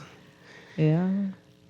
And again, that begs the question, is there a defined policy, Correct. right? Because he did make the point that these things will come before the board. We might not have known about that. And then people are going to say, well, it's hard for you to understand that you wouldn't know what your family was doing. It's but very you'd gray. be surprised. Yeah. Yeah. But it's just very gray. Yeah. Let's take one final call on this. Good morning, caller. You're on the air.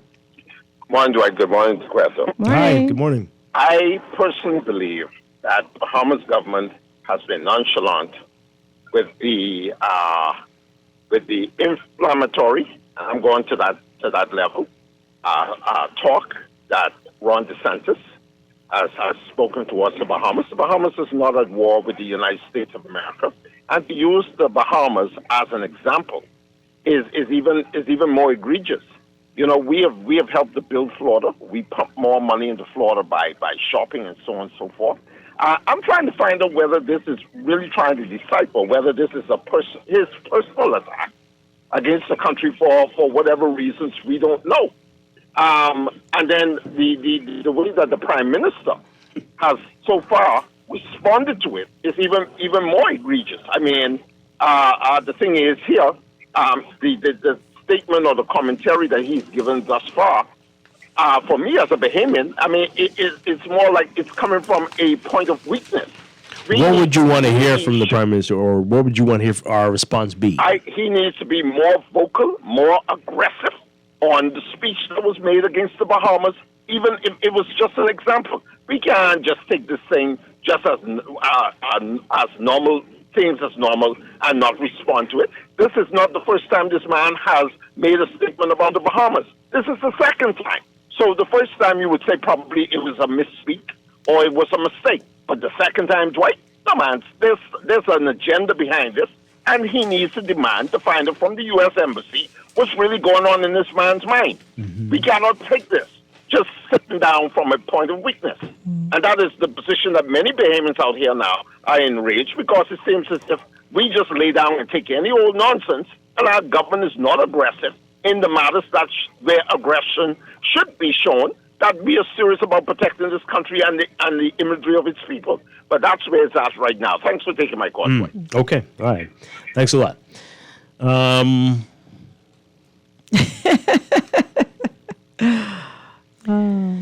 Wow. Okay, let's take this call, and then we'll take a break. Let's do that. Yeah. Good morning, caller. You are on the air. Are you there? No? All right. So as we go to the break, let's read these final few messages here. These are getting... Are you want to still try to... Yeah? Let's see. Okay. Good morning, caller. Again. All right. Would you even use the Bahamas as a reference? Yes, that's what we're all wondering. I think it was a poor example by DeSantis, but remember the context was the Israel-Palestine conflict. He was saying if a neighboring country attacked, they would respond just as Israel did. Yes, we got that. And again, the first time, we can understand. 2 times, when it made your friends uncomfortable, Israel and Palestine have never been friends. Yeah. This is a terrible example. The worst one you could ever use. DeSantis' comments were idiotic and nonsensical. Does he not know that some of our slave ancestors came from Florida? I think this story is a little weird here. And were there long before his family arrived in the U.S. Furthermore, our children are in Florida and all over the U.S. making major contributions. I'm extremely disappointed in him. Well, that's your first challenge right there. You're disappointed. I expect little from him. Technically, Russia is closer to the U.S. by about 2 miles. Yeah, I got to check that out. You're talking about Alaska? We'll see. Is it? Because we're 60. You're saying they're 58. I got to check. Okay. This one says here, it's a very clear dog whistle sent to us uppity folks. Maya Angelou said, when people tell you who they are, believe them the first time. Another one here, why use a country that has never shown any aggression towards another country, nor has the capability to engage in such an act? Then on top of that, use such aggressive and threatening language towards that country. Absolutely. I think that was his point. I really think that was his point. Because Israel and Hamas, with the relationship and the enemies and the wars that have happened over the years, I just feel that he really shouldn't have named the country, but he should have said a more friendly place or something that they have a better relationship with. Because I think his point was to say, even if a country that we have a good relationship with tries to do something, we're going to do such and such and such. But yeah, he shouldn't have called that. He could have said it like that. Yeah, he could have said it could have said that. It's very easy. Just add that to it, right? That would have made a big difference. Yes. But only give that example once. Correct. Because then, of course, now you're going to, why is and he still mess it up. Correct. Yeah, that's not good at all. Let's take this call. Good morning, call. You're on the air. Well, how are you doing, Dwight? Doing well. Yes, I agree on the last caller, Jeff. I agree 100% on him, because with him, our prime minister taking this too light, and the way he talking like this all fun and jokes. From the second time, he's supposed to get on the phone and call up. He's supposed to be in a prime minister, a country, or a president, whatever, is supposed to be able to make a direct call. We're never supposed to go to the United Embassy, the embassy and all that, to write no letter or no statement. We're supposed to get on the phone and call them and ask them what his deal is. You know what I mean? What you're dealing with. But sometimes you gotta be strong. You know what I mean? You cannot be taking these things for light. Me sitting down, because they know we can't do nothing. We might have a couple big guns around, or maybe, but we can't do nothing. So, but we cannot take these things for light. The same way how they take other things for lightly and around here just to govern this country, something like that. He was supposed to be on the phone right away. You understand? Okay. You know, sense of mumbling on this and that. Now that he's supposed to come back to the public and let them know that we call these people and let them know not to mess with us. Okay. All right. I mean, I don't know if you want to talk to a crazy person. He might think, wait, you're threatening me. Yeah. What's happening? What did you just call me? Oh, wow. Yeah. But I hear you. Okay. This person says here, Prime Minister Davis said he. Okay. Oh boy. You all are really trying to get me in trouble today. They have you singing and humming. I'm not going to read that one. That man is an elected governor of Florida that has free speech. What can we do? Some Bahamians just play politics. When you lead a country, you have to be calm. I mean, but they did reach out to the U.S. representatives here, which is the embassy, to say, hey, what's going on? Yeah. Check this. So that was some action. Maybe there is a proper channel that needs to be followed when these things happen. This text is saying, well, Fred Mitchell, as the Foreign Affairs Minister, is too silent about this as well. But he did say that he was the one who sent the diplomatic notes. You want more. That's what you're saying? Okay. DeSantis is 2 degrees away from Trump. Which direction? Remember what Trump thinks about S-hole countries? DeSantis is not trying to imply that we're friends, but he'd still act. He's not trying to imply that we're friends, but he'd still act. Okay. DeSantis was just figuratively speaking. This is ridiculous, and if you guys cannot see that, you are all instigators. I blame you and your host for these misguided comments. We don't even have the capability to stop illegal immigration. Do you think we can launch missiles at Florida? Well, that's the point we're trying to make. Right, for him. right there. But they also have issues with that as well. Again, folks, the first time, maybe, but 2 times is a bit weird. It's very strange. Figuratively speaking, like this is bizarre.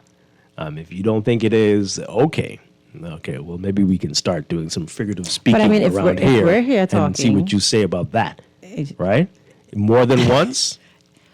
I mean, if we're here talking about it, though, I don't know, you have callers calling about the same thing, then what are Americans thinking, or what are other people that heard his remarks thinking about the Bahamas? So we have no control over that, but there's no clarity on what exactly he means. And so people could be there, is the Bahamas a threat? Is it a threat? So it's irresponsible.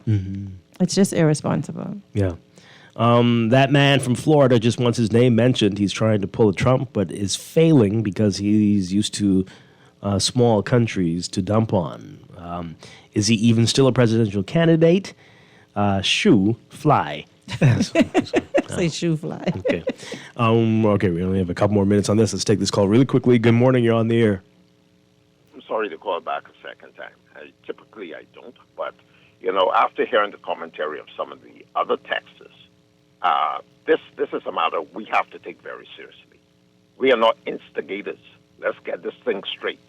Some Bahamians are sick and tired of having these other nations dump upon we as Bahamians as if we are insignificant. They look at the country as being unable to defend itself and its people being silent, where we allow any nonsense to continue across the airwaves, not just nationally, but internationally. We have an image here to protect. And if you're going to say because Bahamians are speaking up against this because, it's Big Brother from the North, it's totally ridiculous. Remember one thing, and I'll close on this. The United States needs the Bahamas as much as the Bahamas needs the United States. We need to stop positioning ourselves as if we are from a point of weakness and actually begin, even though a small dot on the map, we have to show that we have a very powerful country with people who can think beyond the status quo and really look at our country to defend our country. And if any time you decide that is something that you don't want to do, then guess what? You're nothing but a traitor to the country. And I go to that extent to call people like that out. Okay? Thanks for taking my call. Okay. All right. Yeah. Interesting. And then, yes, caller, the last caller on this. We got to go. Good morning. You're on the air. Good morning. How are you? Good morning to you again. Good morning. Yeah, I'd like to give my opinion on the governor from Florida's what did he said? Yes. If you would have been following him, he had took on Disney World, He was trying to dismantle the power that Disney World have. And during COVID-19, when the cruise ships had stopped traveling, he actually sued the U.S. government to allow the cruise ships to start traveling again.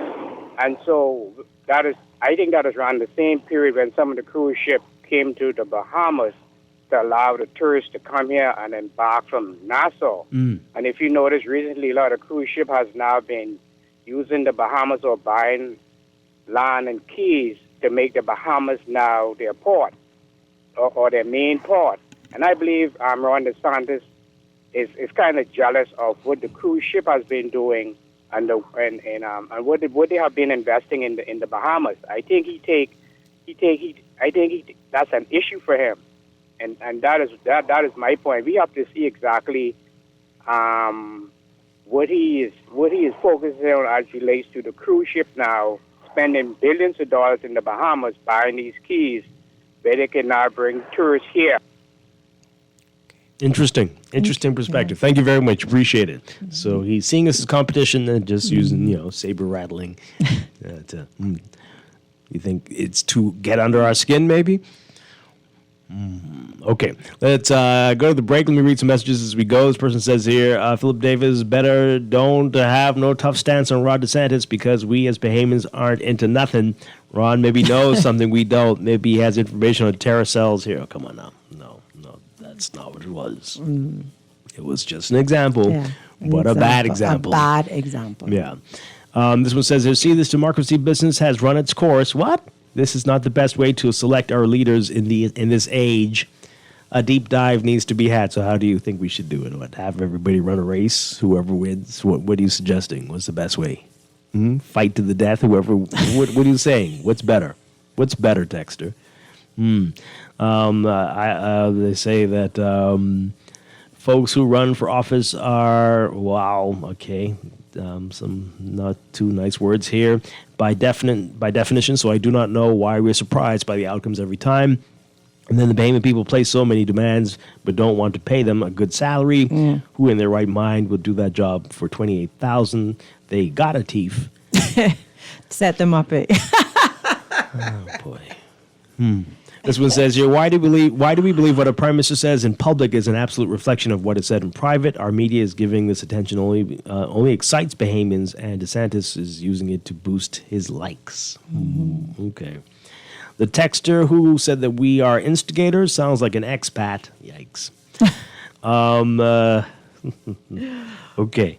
All right. Let's leave it there. Hopefully this will be the last time we talk about it. Hopefully Ron DeSantis won't say anything no more else examples about this. Yes. And we can move on from this very interesting and if he does, we know it's purposeful. This one says here, yes, fight to the death. Let's do that. That's how we should choose our leaders, boy. And sell tickets for people to watch.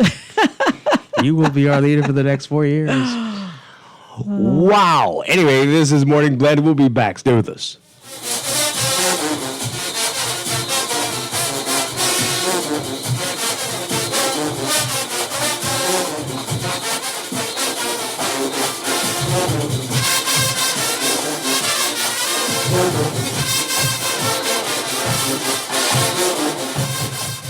Win a vacation for two to Sandals Resort in Jamaica using your RBC Visa credit card in the RBC Gift Yourself the Ultimate Getaway promotion. Just spend $1,500 or local equivalent. Promotion ends on December 18, 2023. Visit rbcultimategetaway.com for more details.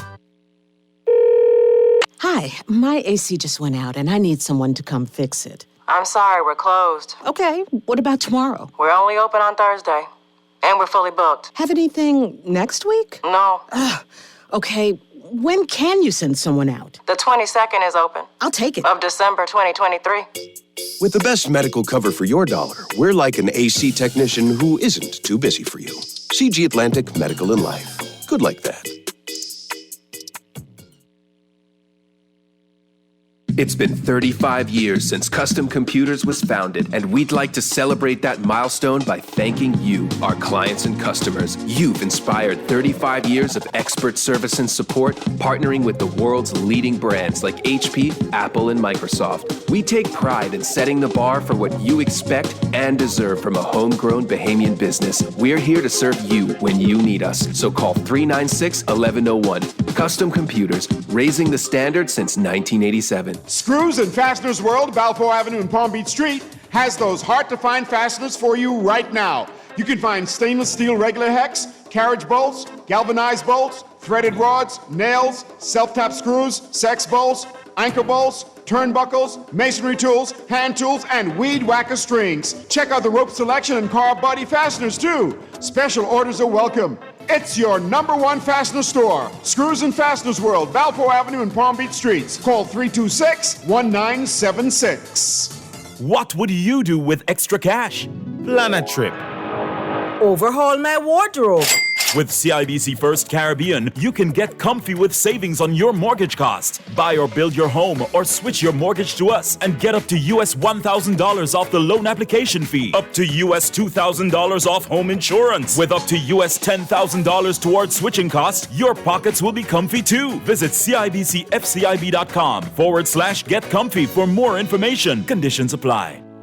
Earning zero interest on your savings at the bank? With as little as $100, you can start earning interest on your money while you're sleeping, eating, or standing in line at the bank with the CFAL Savings Express Plan. Ready to invest? Start by putting $1,000 into our mutual funds and earn interest there too. Because at CFAL, your interest is our interest. Visit CFAL.com to start now. CFAL, growing wealth for future generations of Bahamians. Unlock dream deals this Black Friday at Alive with up to 55% off select Ring devices. Instantly upgrade your home security with 24/7 remote monitoring, motion detection, and instant alerts. Want full protection? Save even more by bundling your devices. From the front door to the backyard, secure your home with products like our Video Doorbell 4 and floodlight cameras. Shop online at BeAlive.com or at select Alive stores in Nassau and now available in Grand Bahama, Abaco, Eleuthera, and Exuma. Alive, believe in best. Shanae's Chesapeake Road Christmas Wonderland is open under the Big Tent. Get your Christmas trees in pink, frosted, green, or white in a variety of sizes. Musical Christmas LED and laser lights, a large variety of tree ornaments, lighted angels and Santa tree toppers, bright and lively colored Christmas balls in all sizes, garlands, wreaths, tree skirts, stockings, and lots more. Add flowers, picks, and decorative mesh to brighten up your home or office this holiday season. And don't forget the toys at Janae's Chesapeake Road. Check our selections online at www.janae's.com. It's a Christmas wish for all of you. Get a no-fee loan from RBC. It's true. This Christmas, your wish could come true with a no-fee loan from RBC. You have 5 chances to win up to $5,000 Christmas cash. It's a Christmas wish for all of you. Get a no-fee loan from RBC. It's true. Learn more at rbc.com/Caribbean/Christmas cash. Subject to normal lending criteria. Conditions apply. Wake up, it's a new day. Wake up, it's a new day. It's the start of a new way. You know that it's here. It's the start of the end of the old way.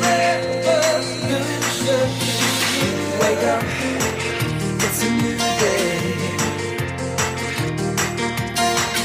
Wake up, it's a new day.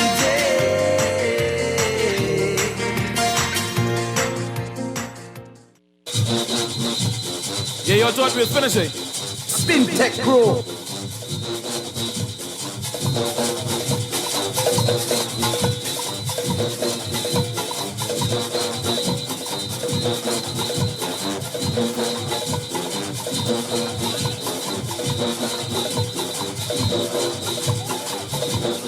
We are back with Morning Blend on Guardian Radio 96.9. Dwight Strachan along with Duquesa Dean. And changing gears now, the central bank has a number of very exciting initiatives in the works, including Family Island Outreach with the Salvation Army and a whole lot more. To tell us all about this morning, we're very pleased to welcome the Assistant Manager of the Customer Experience, Carlisa Bell. Great to have you with us. Good morning. Good morning. And good morning to you, Bahamas. Hey, is it too early to say happy holidays, Merry Christmas? No, I feel like this time is right. Okay. So happy holidays, everyone. Holidays to you. Great to have you with us. All right, so let's talk about it. We're going to break for news in just a bit, but tell us about what you're doing with the Salvation Army. So with the Salvation Army, they are accepting Sand Dollar donations. And so what we've done again this year is we've partnered with them. And so we're going to be matching Sand Dollar donations just as we did last year. So we're encouraging persons to give. If you go around, you look at the kettles, you'll see the QR code that's on there. So you can actually just scan at the kettle now and send Sand Dollars on the spot or remotely, because they also have their custom name, which is Salvation Army at sanddollar.bs. So you can't use the excuse anymore, I don't have any change, sorry. Correct. Oh, I only have cards, Right. Wow, okay. Awesome. So let people know how this works exactly. It sounds pretty simple, but you walk us through it. So all you need is a digital wallet by any one of our 7 providers. So once you download your Sand Dollar wallet, you're ready to go. You can top up. You can top up whether it's through your bank, sending money to your Sand Dollar wallet at a kiosk. You can do it over the counter, exchanging cash, or in some of the apps, you're also able to connect your debit card. So once you have money within your wallet, all you do is open your wallet, You simply scan the QR code, or like I said, you can input their wallet address or their custom name, and you're able to send money instantly on the spot wherever you are in the Bahamas. Now, is this the first year you're doing this, or did you start before? Did you able to use the Sand Dollar? Oh, Sand Dollar has been out for a while. You know, we originally launched back in 2020. And then obviously during the pandemic, things were a bit slow, but persons were actually still utilizing it in a very minimal capacity. But we really ramped things up, especially last year. So over the past year, we've been on the ground and working straight into at this point. So the kettle donations with Sand Dollar, that started last year. Last year, okay, yes. Great stuff. Yeah, how did that go? It actually went well. You know, persons were actually responsive to it. So we actually believe that this year they're going to be even more responsive, particularly because they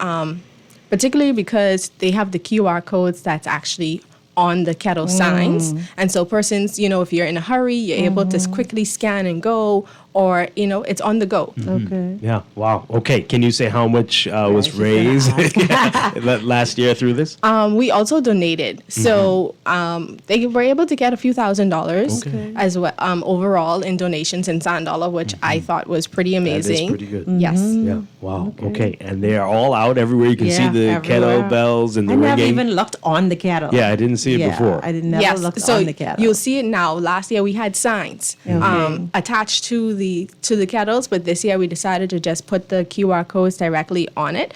It makes it easier, more convenient, even for persons who are, you know, volunteering. They don't have to go through the hassle of the signs and everything.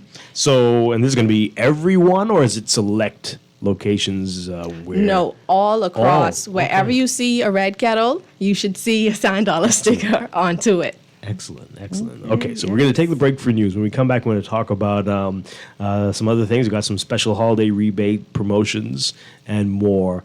Yes. We're talking with Clarke Bell with the Central Bank and talking about Sand Dollar. And hey, once you saw that red kettle and you hear that ringing, you know what time it is, right? It's Christmas. It is Christmas. But this is Morning Blend. We'll be back after the news. Stay with us.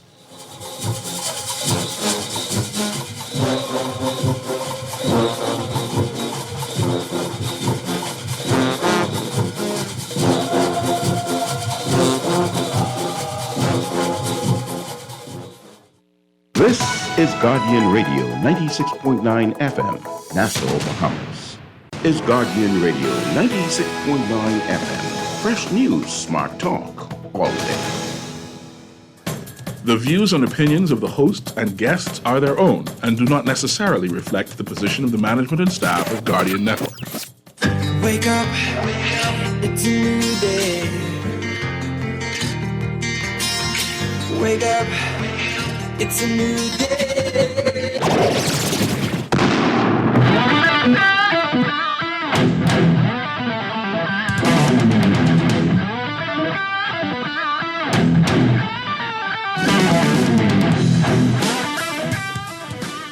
Good morning and welcome to Morning Blend Business. On this Tuesday, November 28th, 2023, welcome back to our Morning Blend listeners. Once again, I'm Dwight Strachan, along with Duquesa Dean. And coming up a little bit later in the show, we're going to be wrapping up our special series with Sherwin Williams. Ask How, Ask Now, Ask Sherwin Williams, part 3 of our special series, as folks are sprucing up for the holidays. We'll get to that in just a bit. But we continue our discussion with the Central Bank about what's happening during the holidays and the outreach programs they have in place. We are talking with Assistant Manager of Customer Experience, Clarke Bell. And we just found out about donating your Sand Dollars at the Salvation Army kettlebells. Yes. No excuse now. Even if you don't have the change, you can donate your Sand Dollars there.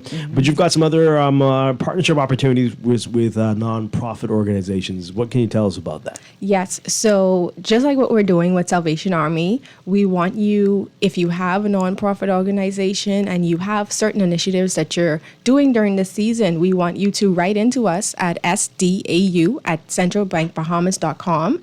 You can send us a letter just indicating what your initiative is and how you are going to be encouraging persons to donate in Sand Dollars. And we want to be able to partner with you, and we're going to be able to match up to a certain amount as well in Sand Dollar donations. Oh, wow. Yes. Okay. So at the end of the day, it's about giving back and encouraging persons to give and just showing people too how easy it is to give. Like I said, you could be in Anagua and you can still send money no matter where you are in the Bahamas. And so that makes it easier and more convenient. Excellent, excellent. People have started this already?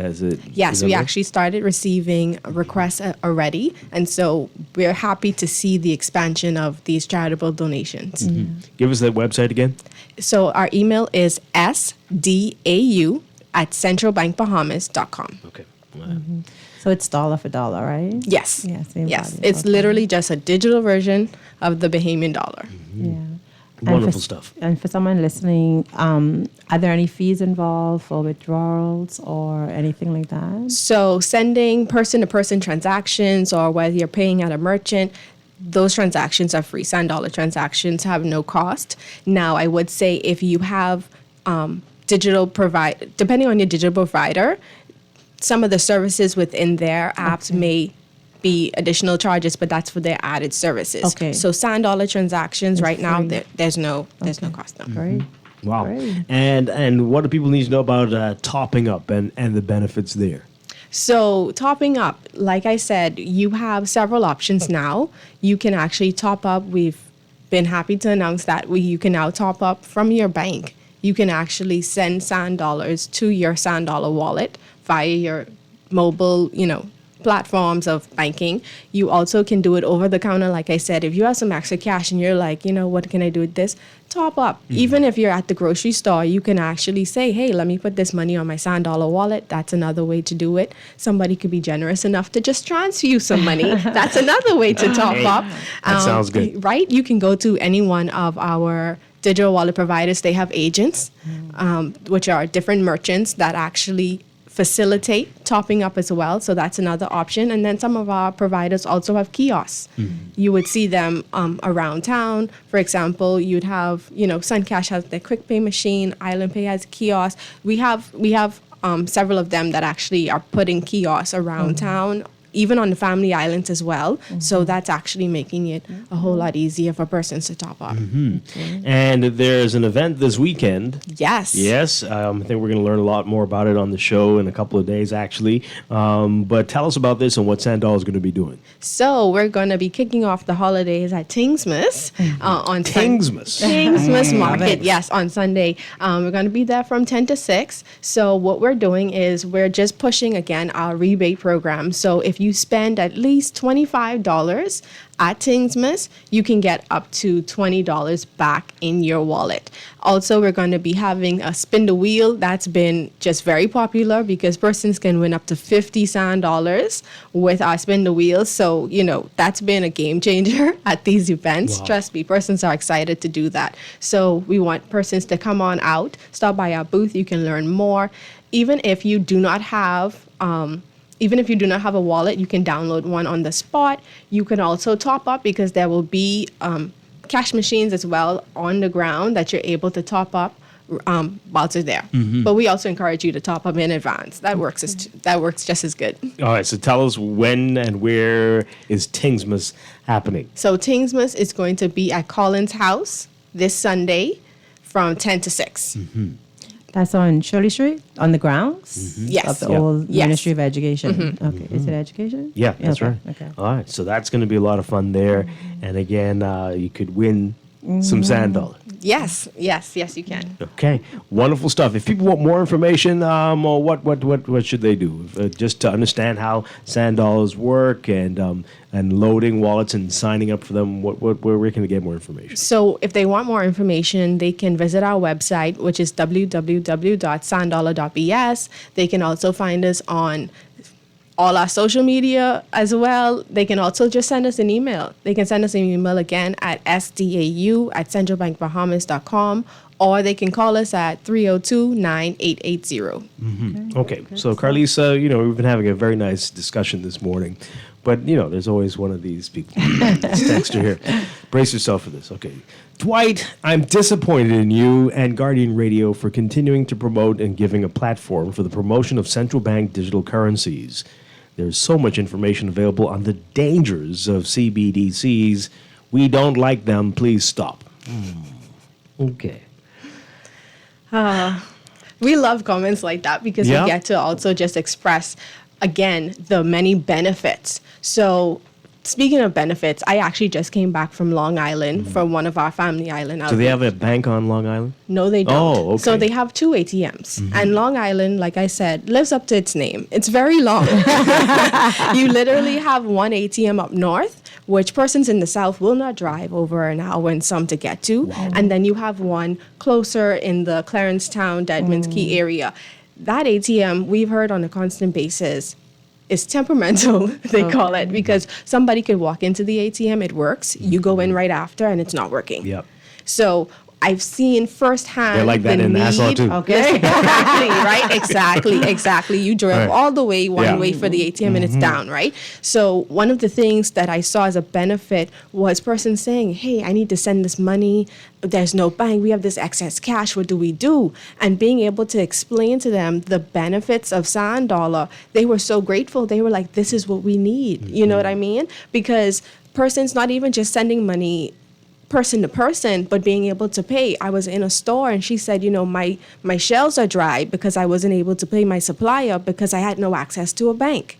And being able to have Sand Dollar as a payment option for her now, she said, oh, this is so great because I'm going to be able to pay my bills. I'm going to be able to get my supplies. So while persons may say, oh, there's data out there that shows the negative side, at the end of the day, we're telling you this is a secure, easy, convenient way of transacting. Not to say get rid of cash, but when you understand, you may have access and have, countless access to financial facilities. Right. Here in New Providence. That's not the same thing on the Family Islands. We're a country. We're talking about the whole Bahamas, right? And overall, financial inclusion is a major deal in this country. And so there are many benefits that we're going to continue to push because it is a need. Right. Yeah. Oh, Carly, that was a beautiful answer. Yeah, Thank you really so was. much. Thank you so much. I hope that texter hears you, and I hope other people understand. Yes. We're going to think beyond ourselves sometimes. Correct. And this is going to be beneficial to a lot of people. Yeah. All right. Great stuff.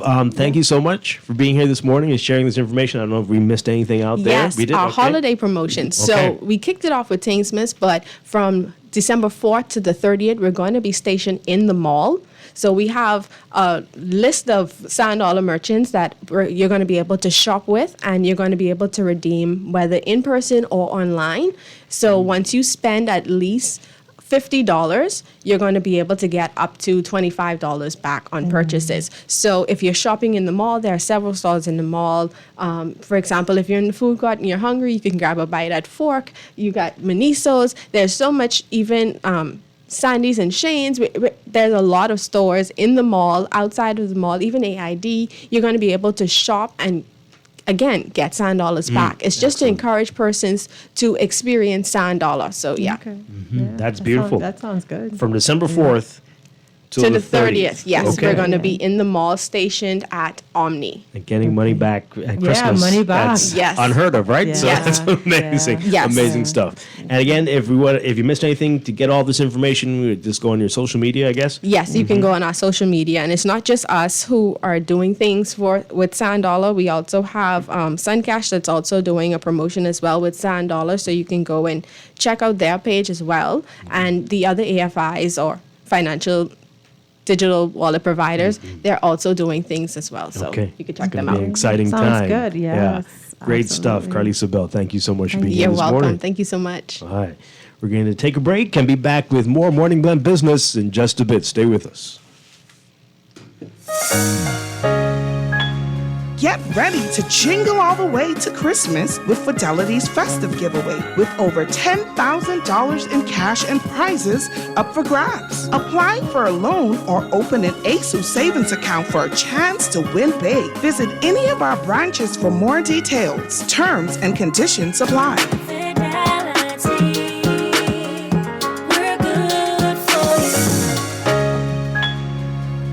Beulah gal, can you believe this? We are now the patrol queens of the neighborhood. We now large and in charge, so we need to check out what's going on in everybody's yard. What about that gun that we know that Junior and his homeboys just ran out? Can we report that too? Of course we can. on. But we could be in deep trouble if they find out. We need to report what we see, Beulah. When you call Crime Stoppers, they just answer your call in Miami. So then we can report everything? Guns, where they hiding the drugs, who shoot who part of which gang, or who disturbing the peace with the loud music and the motorcycles. Then our neighborhood will be the best in the Bahamas, and everybody gonna want to come live here. And then our house price will go up, gal. So what we waiting on? What's the number? If you see something, say something. Let us all pitch in and stop the crime before it's your time. Call 328-8477 from Nassau or 242-300-8477 from the Family Islands. Or text us through the Crack Crime Bahamas app. Stop the crime before it's your time. Cashmas is here at Percy's Island Game. 78 winners, $250,000 in cash and prizes, and a grand prize of $50,000 in cash. And there's more. 7-day Caribbean and Alaska cruises, 7-day trips to New York, Las Vegas, and London, TVs, iPads, cell phones, and 3 brand new 2023 Toyotas. Enter to win each time you deposit $20 on your verified account at the only place with the cash, the cruises, the toys, the trips, and the cars this Cashmas, and that's Percy's Island Game. There's a new electric vehicle in town. The Jack brand of SUVs, trucks, sedans, and commercial vans, available only at Easy Car Sales, home of the fully electric vehicle. For a powerful, smooth ride at a fraction of the cost to drive, leave the pump behind and hit the road with Jack. Visit easy242.com to see our brand new Jack models and drop into Easy Car Sales for a test drive. It'll have you singing. Hit the road with Jack, and don't you pump gas no more.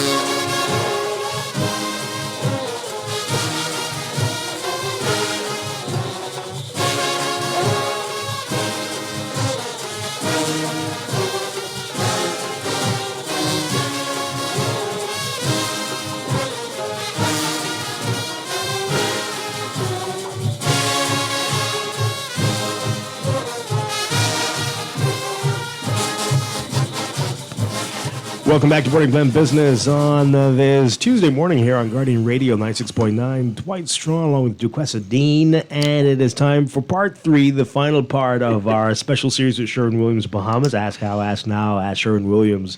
General Manager of Sherwin-Williams Bahamas, Redo Giovanoli, back with us. Good morning, sir. Hi, good morning, Dwight. Good morning, Duquesa. Yeah.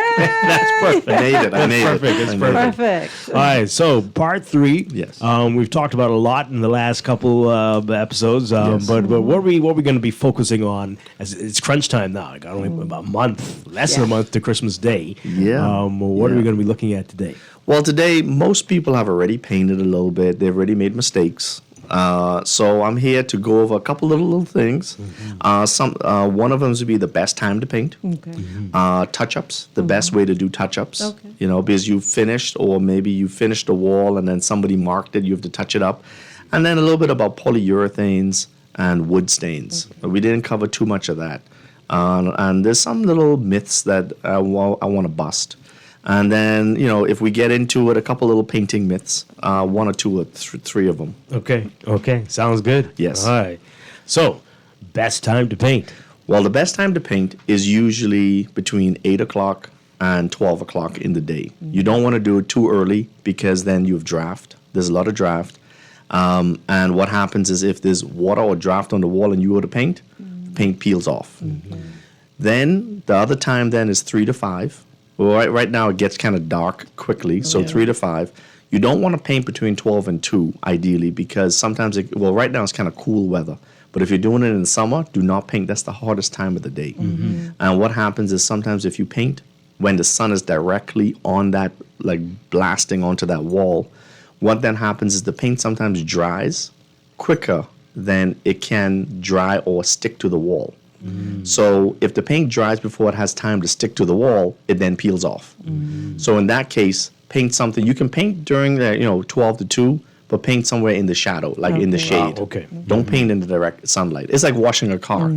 It dries so quickly that the detergent then dries onto the car. But in this case, yes. But in this case now, the paint will peel off the wall. And this is for outside, right? Outside, yes. Inside, you could paint at any time. Okay. Yeah, it just feels 2 o'clock wrong. in the morning. Yeah, it just feels wrong to paint at 2 o'clock in the morning, but that's fine. Yes. No matter how cold or hot it is outside. No matter how cold or hot. The only problem is if you get a cheaper paint, then the paint scent may kill you. Okay? So that's when you want to use proper paint like zero VOC or low odor paint. Okay? And let me just remind you, we do have sales going on. So we have right now we have our fall sale that's going on up to 20% off, including sundries. We have equipment sale up to 15% off. And then this is our fall sale. So as of December 1st, we'll then be moving into our holiday sale. So all we got is sales. That's very close, December 1st. Yes, how indeed. good a sale is it going to be?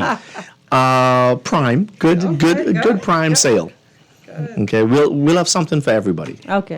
All right. Excellent. That sounds good. All right. So that's the good times. The times to paint. Yes. 8 a.m. to 12. Yes. Or 3 to 5. Or 3 to 5. Or if you need to do it between 12 and 2, do something in the shade, in the shadow. Okay. So how much panicking should you do if you just painted? You beat the 12 o'clock. You got out, you got done, and then it starts to rain. Are you ruined? Will you have to go back over that? The bad news is if you use a cheaper paint, then yes. If it rains within 1 hour to 2 hours, it can wash off the wall. Yes. We do have a paint that's called Latitudes, which is rain resistant within 2 hours of application. Okay. So that's our highest quality paint. It is moisture resistant within 2 hours. Now, if you have a hurricane force winds or you have like a downpour, it doesn't work the impossible. But yeah, usually you want to make sure that you don't paint right before it rains because you will then have to do the work again. And then your grass gets stained with paint. Right. So you need to be paying attention to the weather forecast. Yes. Before you do any outdoor painting. So listen to Morning Blend, folks. Yeah. We'll give you the weather. I want to know about that particular paint, though. That paint, can it help people with homes with moisture problems? You mean the Latitudes? Yeah, put that on the outside. Would Now, that help? moisture problems, that's a good point. There's a lot of buildings that have moisture, either coming from the outside in or from the inside out. And usually it's to do with either a building defect or the foundation wasn't wrapped properly, so it's wicking moisture up from the flower beds. And usually you would see like fading or cracking to the bottom of the wall. Now for that paint is good, but what you have to do is you have to put a water blocking primer on it. So our Loxon water blocking primer would stop moisture from coming from the inside of the wall out, either on the outside or the inside, and then over that primer you would then prime with the Latitudes. Oh, say that name again. What is it called? Loxon water blocking primer. Okay. So that is our moisture guard there. So that can help you on the inside and on the outside. But typically, you want to fix where the moisture is coming from. It could be a leak. It could be a leaking pipe, or it could just be that if it's just that the foundation wasn't waterproof properly, then that can help in stopping moisture from coming out. Okay. But moisture is like a virus. It will find another way out. Wow. So let's say you have a balcony and the water just seems to land there and settle there and then drain off and it causes paint issues. Can this help or do you need to redesign that? In a perfect world, you would need to redesign that. Maybe put a little slant so the water can run off. Or in theory, you can put a Band-Aid on. So you can put one of our concrete stains on that waterproofs it. But over time, you have to keep on repainting it and repainting it. Okay. So it depends on your budget and it depends on the case. Every Okay. case is case by case. Okay. Any particular concrete stain you should look out for? Or? We carry H&C. It's called H&C concrete stain. We carry it in a solvent base, and we also carry it in a water base, and it waterproofs the surface. Okay. You see, Asking some specific questions. Yeah. If you notice. And you got to fix any cracks, though. You got to fix any cracks. And usually where the balcony joins where the building is, you got to seal that crack. So you got to use caulking, but not just any regular one. You might want to use a little bit of silicone and just Really? caulk that in. Silicone is the best type of didn't know waterproofing. about The wall in the balcony. Yes. Where they meet. Yes, where they and sometimes join. there's a crack there. Yeah. Anywhere there's a crack in a windowsill, in where the balcony is, water gets in and finds its way around. Okay. You gotta seal everything. Silicone Caulking. Okay. 100% silicone. And then the concrete stain. Yes. Okay. You straight. Say, You straight. making notes. Making notes. You Coming to straight, see you you this straight. week. Okay. All right. So Okay. you mentioned this earlier about the painting indoors with the smell, but this texter's asking: is there any way, other than the high quality paint, which is the best way to go, right, to minimize the smell of paint indoors? Yes. So we have something called Paint Sense, SCENT, and it's an additive that we can put into the paint to give the paint a different flavor, not flavor, a different smell. Right. So like coconut, tropical winds, Really? all those kind of stuff. Yeah. So it's good for people that are not sensitive to smells because it hides the scent of paint, Right. and you have a nice air freshener. So some Right. people like to take when they buy it, they like to empty it into the paint can, and then we'll shake it, and then they keep the little the little packets. Right. And they put it in their car. Okay. Now, if you're sensitive to smell, though, it will not help you. Okay, but you can do cheaper paint with the paint scent.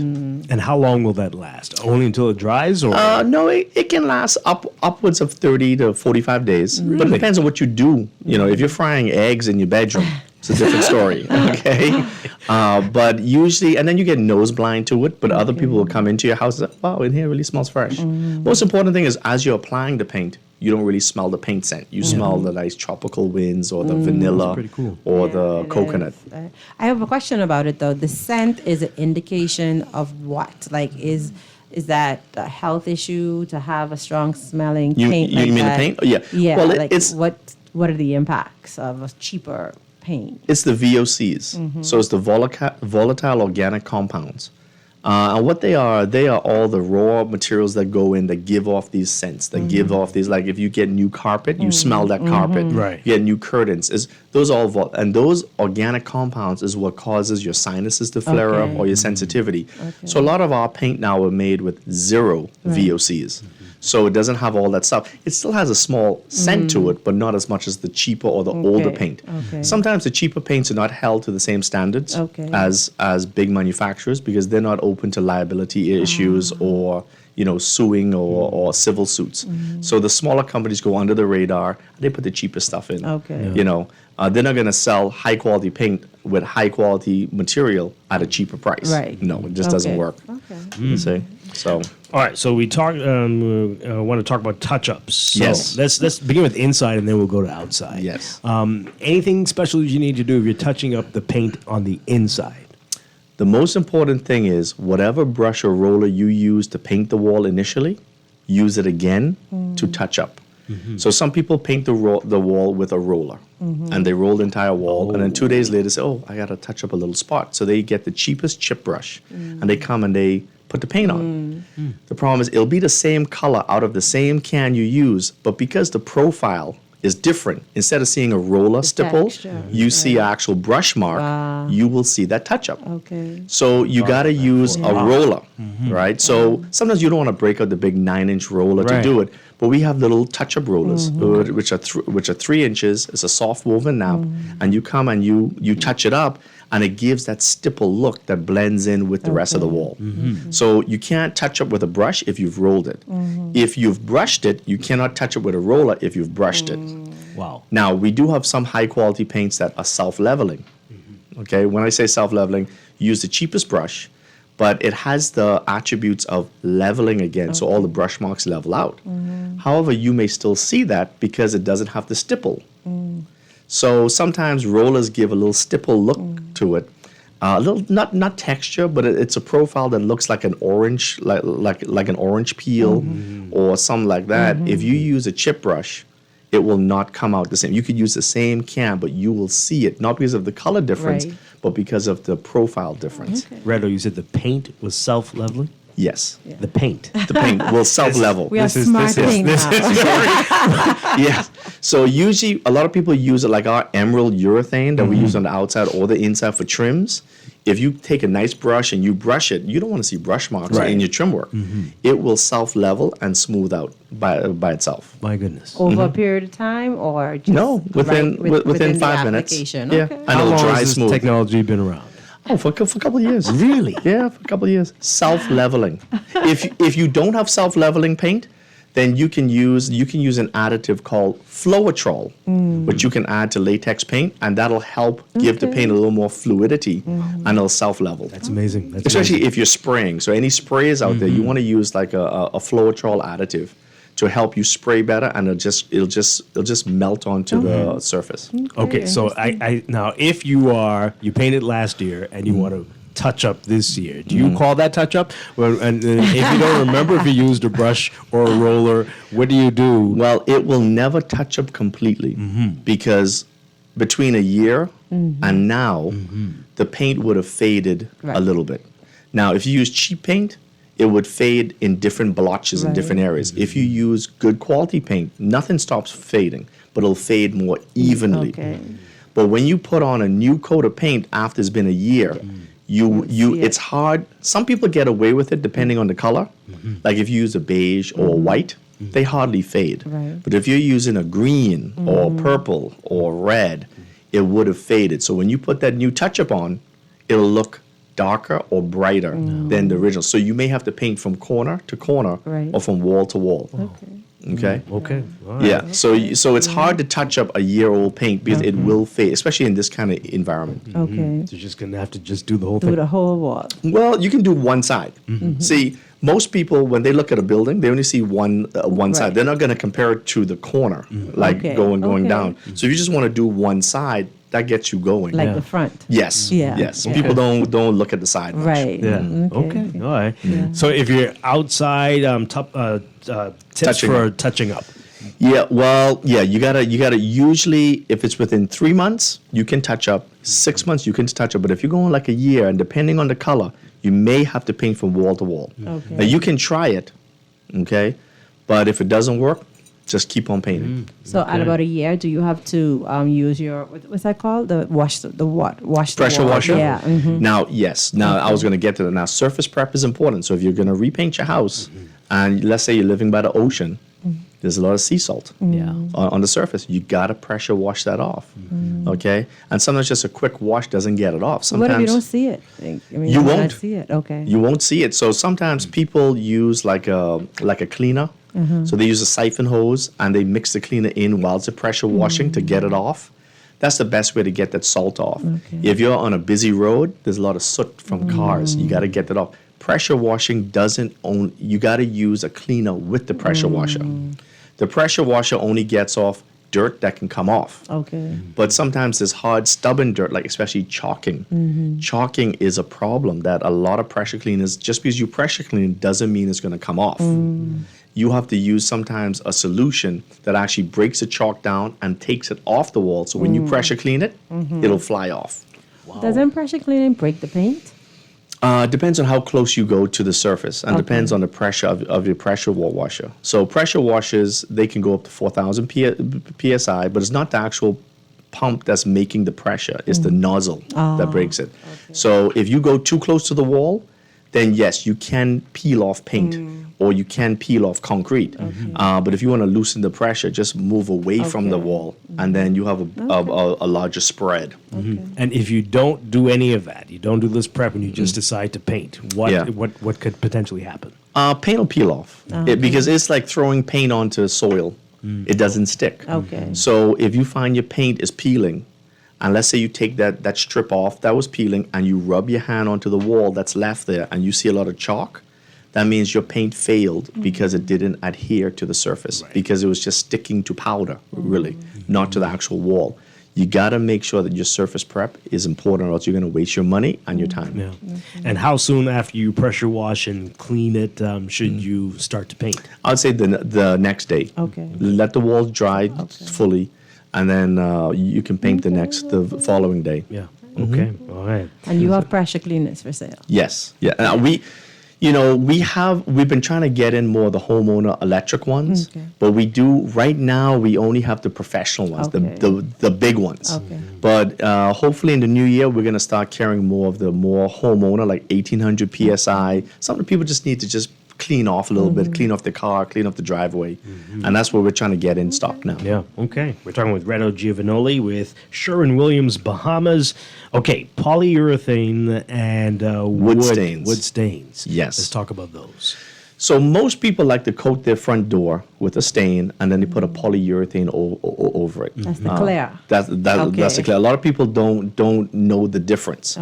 So most times people use something that's called like a varnish. In the old days, it was just varnish. It was a color mixed with a polyurethane. You put it on, just left it there. These days, the best results are given if you have a beautiful door like a mahogany door. You don't want to mess it up with a varnish. You want to put a nice stain onto it, let it dry, and then you put a polyurethane clear over it to protect it. Okay? But when you're picking a polyurethane for the outside, you have to make sure that it has UV absorbers or UV protection. So some polyurethanes are only for interior, and if you put them onto the front door and the sun hits it every day, it's going to start to flake and turn cloudy and peel off. So you got to get something that's meant for the outside, and also that's meant to absorb and take on UV rays, so it'll stay longer. So we have something called Manowar Spar Varnish, which is meant for UV absorption and UV light. The other problem that people don't realize is this too. If you're using a pickle white stain, you cannot use an oil polyurethane on that pickle white, because the oil polyurethane has a yellow amberish tint. I've seen this. So when you put it over the white, it looks then yellowish. You got to use a water-based polyurethane which stays crystal clear, and then you'll get the nice look of the white.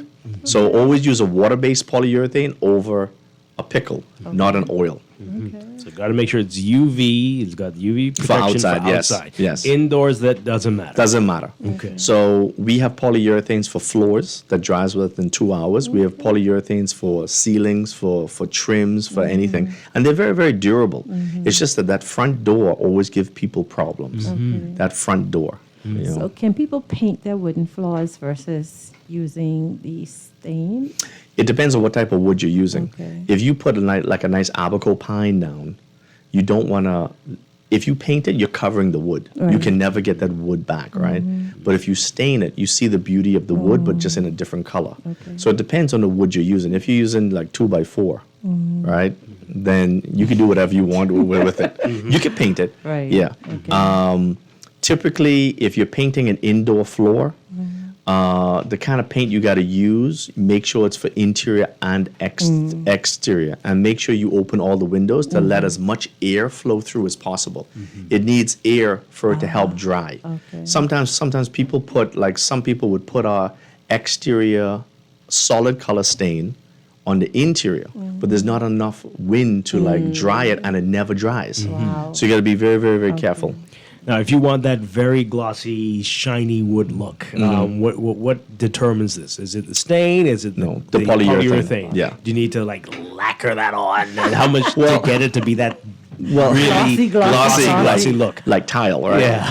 So the stain will always be in a flat, and you can work the stain in, and you can play with it a little bit, and create depth.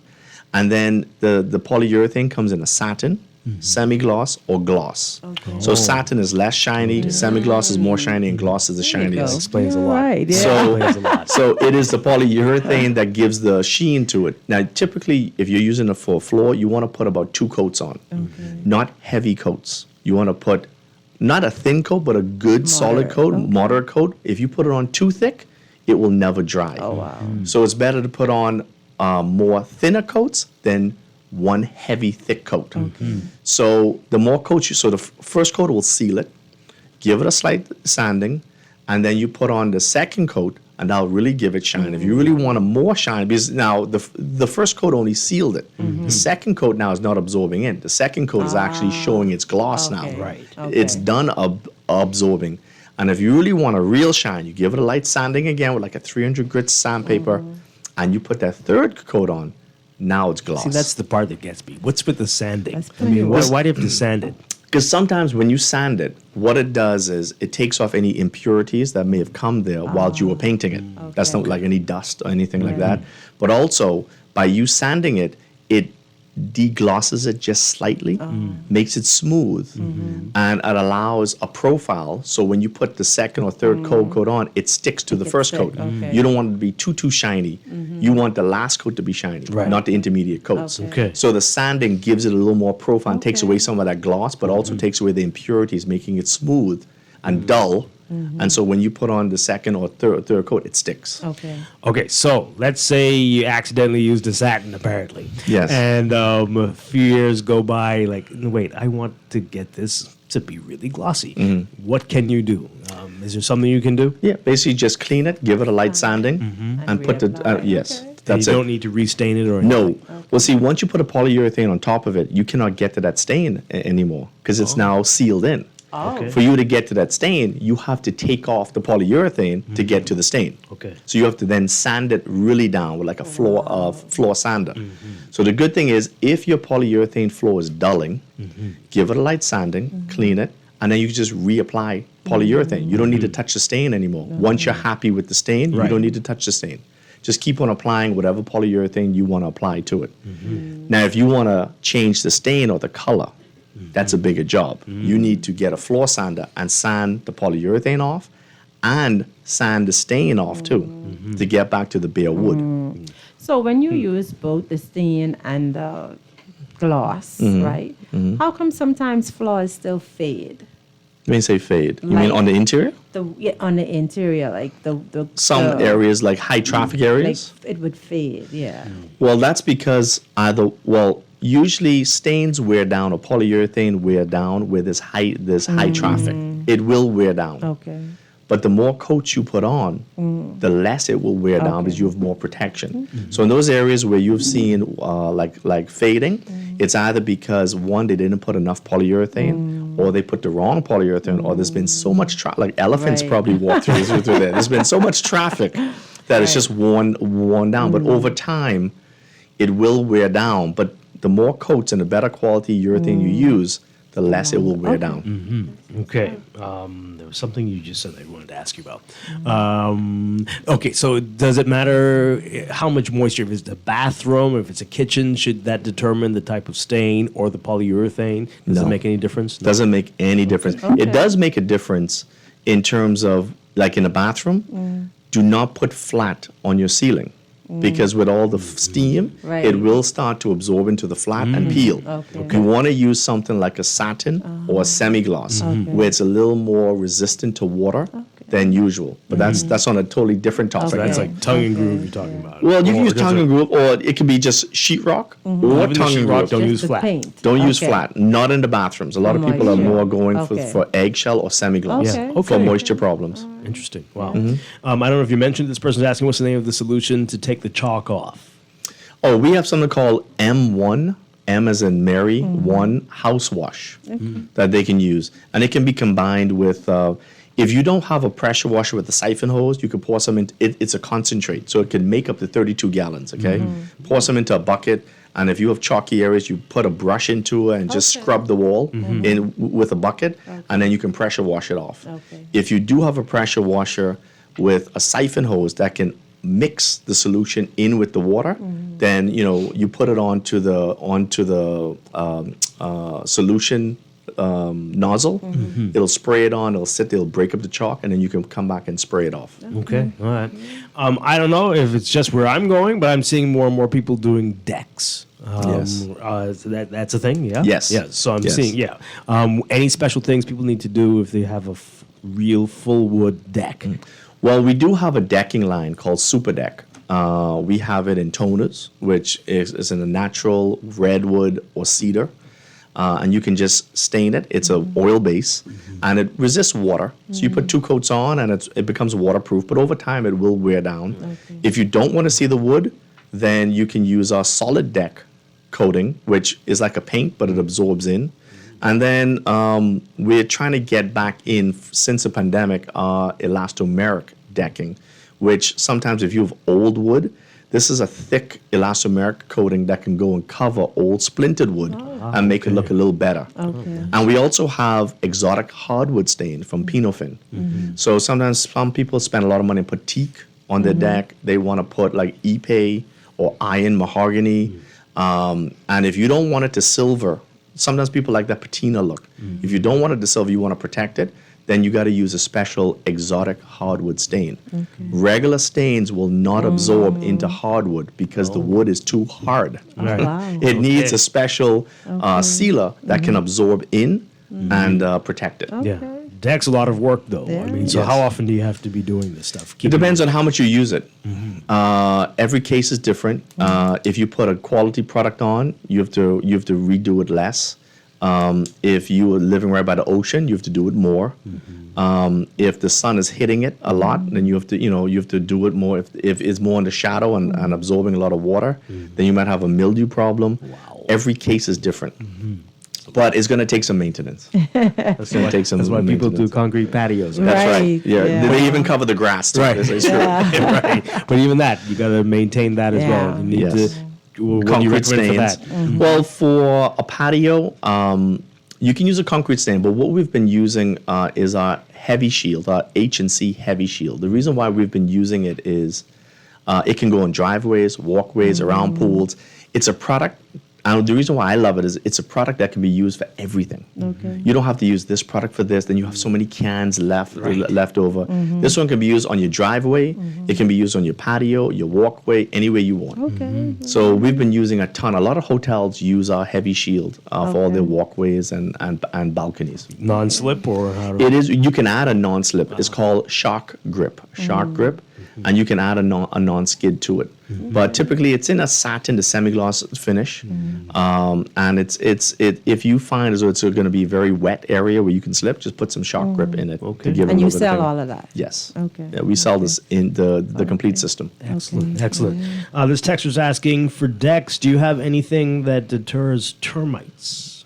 No. There is something called selignum. That people put in their attics or anything, but usually pressure-treated wood is already termite resistant. So they don't have to do it unless you really have a real problem. But usually hardware stores would usually carry that. Okay. So all right. So here we are, a month to go, less than a month. You told us about the sale. Yes. Tell us a little more about that, what we can expect, and store hours and all that stuff. Well, we have our art sale going on too.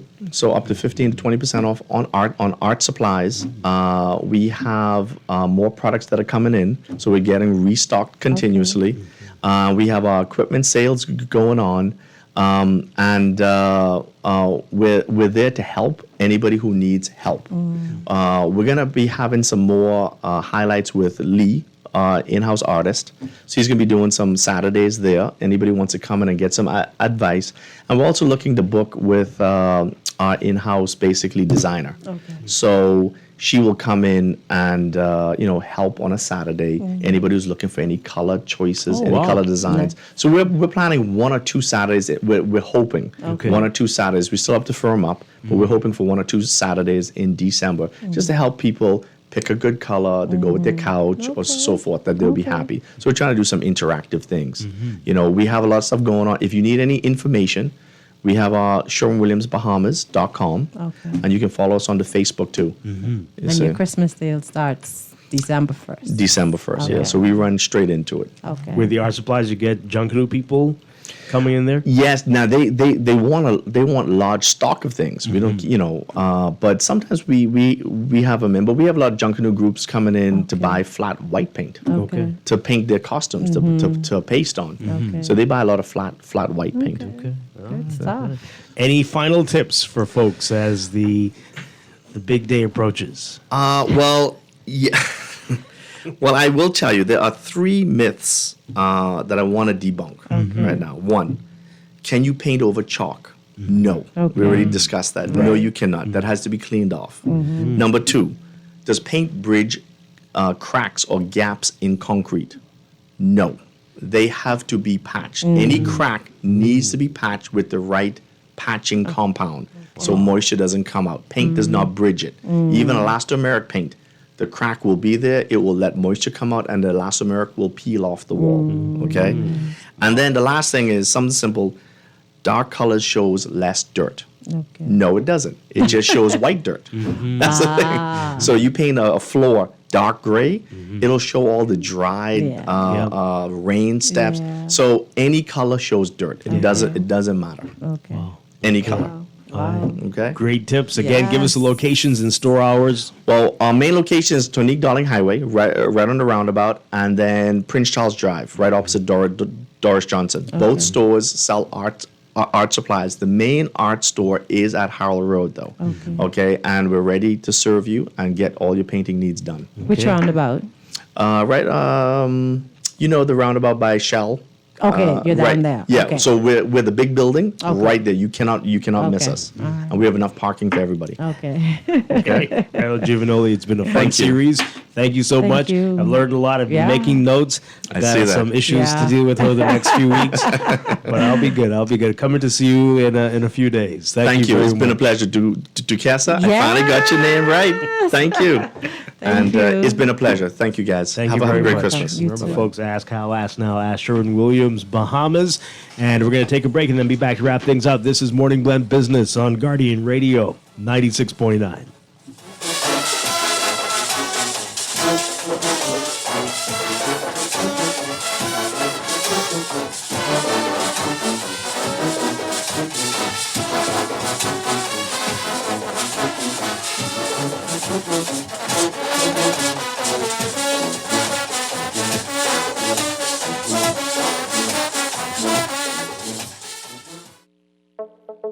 Tired of banks forcing you to use technology to bank the way they want you to? Your convenience is important. So no matter what your banking needs, Commonwealth Bank's friendly staff are always available in branch for that personal one-on-one service. But when you choose technology, our online and mobile banking app offers you state-of-the-art functionality. The choice is yours. Commonwealth Bank. Bank the way you want. Ready to save? You can put $100 into the CFAL Savings Express Plan and make sure your money keeps growing. Earn interest on your savings while you're sleeping, eating, or standing in line at the bank. Ready to invest? Start by putting $1,000 into our mutual funds and earn interest there too. Because at CFAL, your interest is our interest. Visit CFAL.com to start now.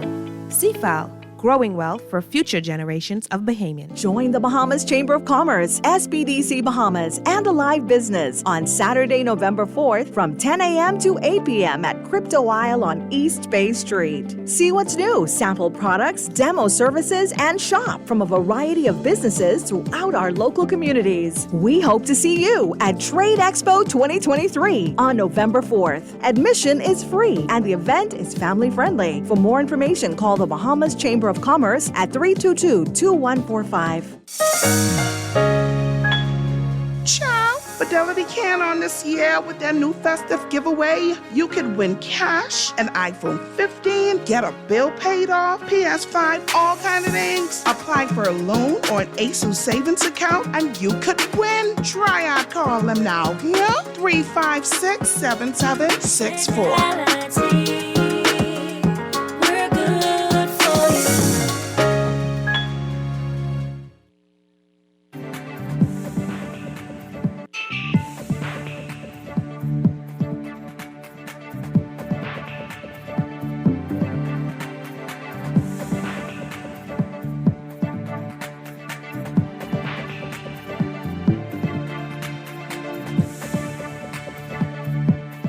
It is time for your morning business report brought to you by CFAL. A recent vote by 125 United Nations member countries, including the Bahamas, in favor of a resolution to support fairer global tax policies will have little to no bearing on this jurisdiction's obligations to global financial powers. Although the UN resolution on the promotion of inclusive and effective international tax cooperation aims to shift decision-making power away from global financial watchdogs like the OECD, Attorney General Ryan Pinders telling Guardian Business that the country will still move forward with the OECD-imposed global minimum corporate income tax next year. He says this will have no impact on that commitment, and it's actively under review, and that it's hoped that it's going to be able to provide further guidance on the implementation early next year. Read more about that in today's Guardian Business section. The Ministry of Agriculture and Marine Resources granting the Access Accelerator Small Business Development Center $1 million to provide funding to small businesses in the fishing and farming industries via a sustainable food growth grant as part of the ministry's food security initiative. Agriculture and Marine Resources Minister Jomo Campbell saying the funding will be shared 60-40 between the sectors. Speaking to recent and current global pressures which have reduced the availability of some foods and caused the price of many others to skyrocket, Campbell says the Davis administration remains committed to lowering the food import bill. And a new analysis by the United Nations Development Program has estimated that more than 5% of land in small island developing states like the Bahamas will be submerged by the year 2100. The findings within the just-released Human Climate Horizons Data and Insights platform underscoring the severe risks that cities face from coastal flooding as a result of rising sea levels caused by climate change. For the Bahamas specifically, sea levels are projected to rise 12.09 centimeters by the year 2039, well above the global average of 8.47 centimeters. Read more about that in today's Guardian Business section. In your Market Watch, recapping trading on the BISX from Monday, market movers, Bahamas First Holdings Limited moving 9,690 shares, closing unchanged at $2. Consolidated Water up 35 cents, closing at $7.57. Emira Incorporated down 9 cents, closing at $8.53. The BISX All Share Index closing at 2,907.61, up 0.26. That's your Market Watch, and that is your morning business report brought to you by CFAL, growing wealth for future generations.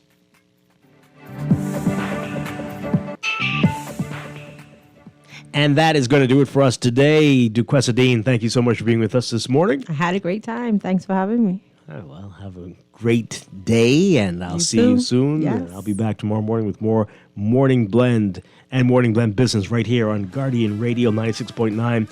Dwight, Strachan, have a great day, everybody. Stay tuned for On the Clock with Aaron Green coming up next.